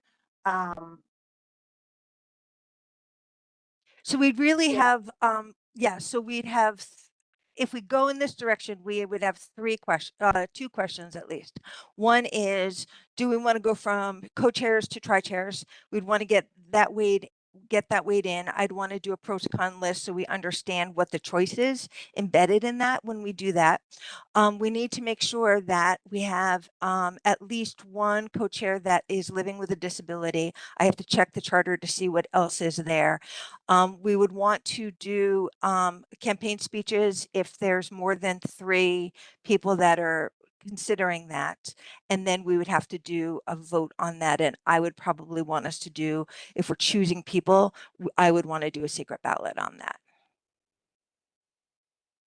Yeah, that makes sense. And, you know, I just appreciate everybody's patience. You know, our kind of administrative processes for the task force have been imperfect as we're also trying to get a lot of information in front of the task force, along with time sensitive things that are emerging, you know, during legislative session. So we're trying our best to kind of balance those different needs, being, you know, getting the information out, as responding to what's coming up, and then also taking care of the administrative business. So it's a little bit imperfect, and just thanks for your patience with that. But know that the door is always open to Fran and I if there's concerns that aren't able to come out in the full group time and the time limits that we have.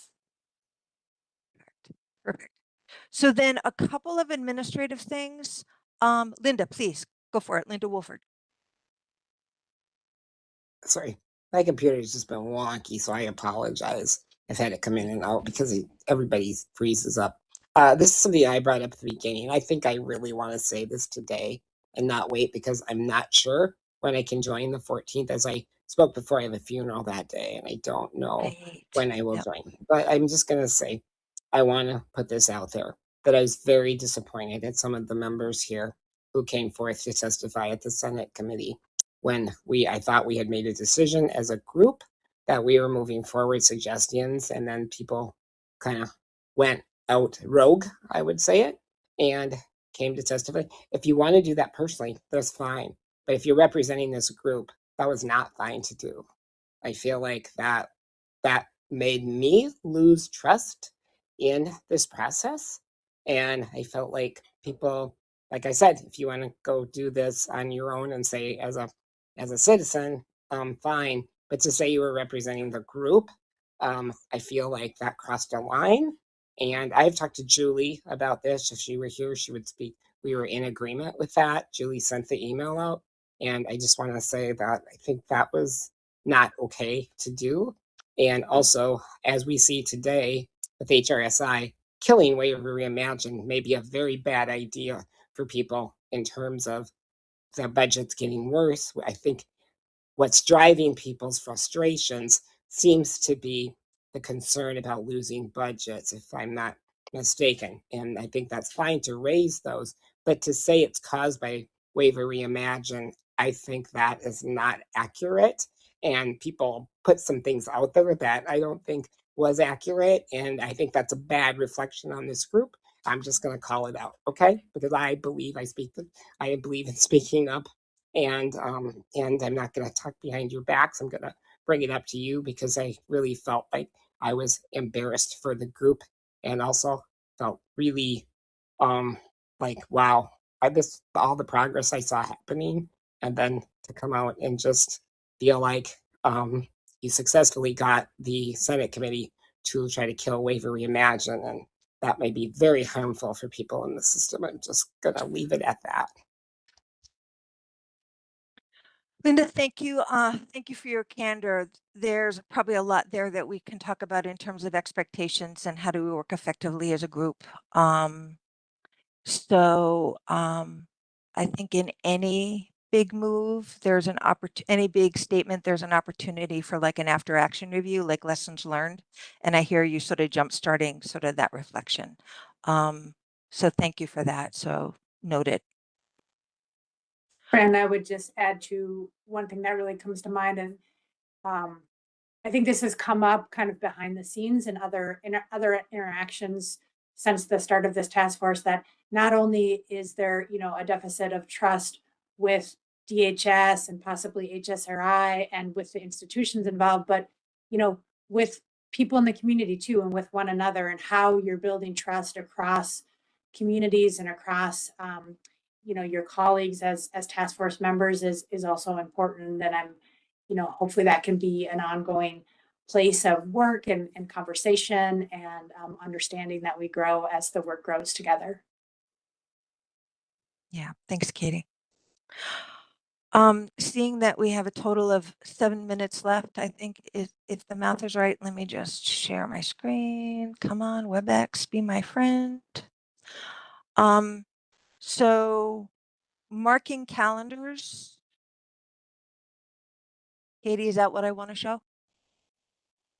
Past first meeting dates. Okay, perfect. So we've got May 14th from 1 p.m. to 5 p.m. So I'll finalize co-chairs. I wasn't sure if we'd need that, so that's why it's on there. The plan had been to start to daylight some of the work in the work groups so we could start to sort of see what questions we have for each other. Given the conversation here, I personally want to think more about what's the highest and best use. So that's on the radar that way. Oh, well, I'm thinking about it. Katrina, if you're not getting emails from me, I need you to double check your spam and make sure that I'm an approved sender. So that would be really helpful. And then I will send a doodle poll for the August dates. And Jennifer, I see your hand. I think you're answering my question, not the third Thursday, right? Oh, I don't know. I had to hit the road at 4:30, so I can't even see my calendar right now because I'm driving. I just wanted to bring up one topic because I don't think we've, I think it's always gotten kind of like, oh, we don't have time this month to talk about it, was the topic of how to answer family members who are writing to the task force, who's going to be delegated to respond to them. So they're not just, their letters of concern are being, just not even saying received, That I will tell you that I dropped the ball on that. I need to get with DHS. We have draft copy for that with links, and so I'm the one who screwed that up. I should have had that done a month or so ago. So I apologize, but thank you for that. So yeah, I just was throwing it back out there because it's easy to forget things. I do it all the time. Totally. But while I've got you having the floor, I think your LTSS meeting is the third Thursday of the month. Is that right? It could be. I know it's Thursday. It's a Thursday. Okay. When you're landed safely at some point, let me know because I don't want to offer times that conflict with that. And that was on my radar for August. So just let me know. I just had it last week. So what could that be? Would that have been the third? You and I, we don't have to involve everybody here to discuss it. You and I can talk. Okay. All right. Thanks, Fran. No problem that way. All right, folks. Generally we go here. This is the how did we do? Our desired outcome was to have better understanding of the logic and methods behind the development of the individual budgets.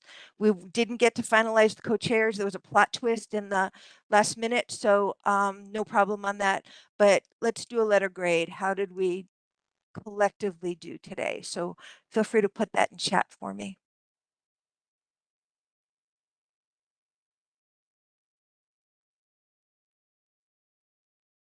Okay, got a B so far, B plus. B. B. B. We will catch all that. I'll monitor that as we're doing. I want to thank you all for just being awesome and asking really important questions. It's an honor to work with you all. I want to thank Jamie and Stephen for all the work you're doing and showing up here and sort of being an extended part of this team that way. I suspect we'll definitely have you back sometime between now and summertime for talking about the actual numbers that are being proposed. So this is awesome. Katie, anything else that is on your radar before we officially wrap? No, thanks. This was a lot of information. It's hard to be online for whatever 4 hours, however long we are online. So I just really appreciate everybody's attention and sticking with it. Yeah, thank you. And thanks to you, Fran, for all you're doing to get everybody ready. It brings me joy. All right, everyone, we are done. Thank you all. I will see you in, what month is it, April? I will see you all in May.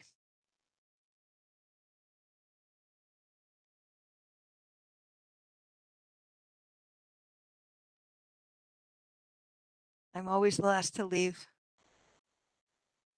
Just like any party. Anna, have our live stream stopped?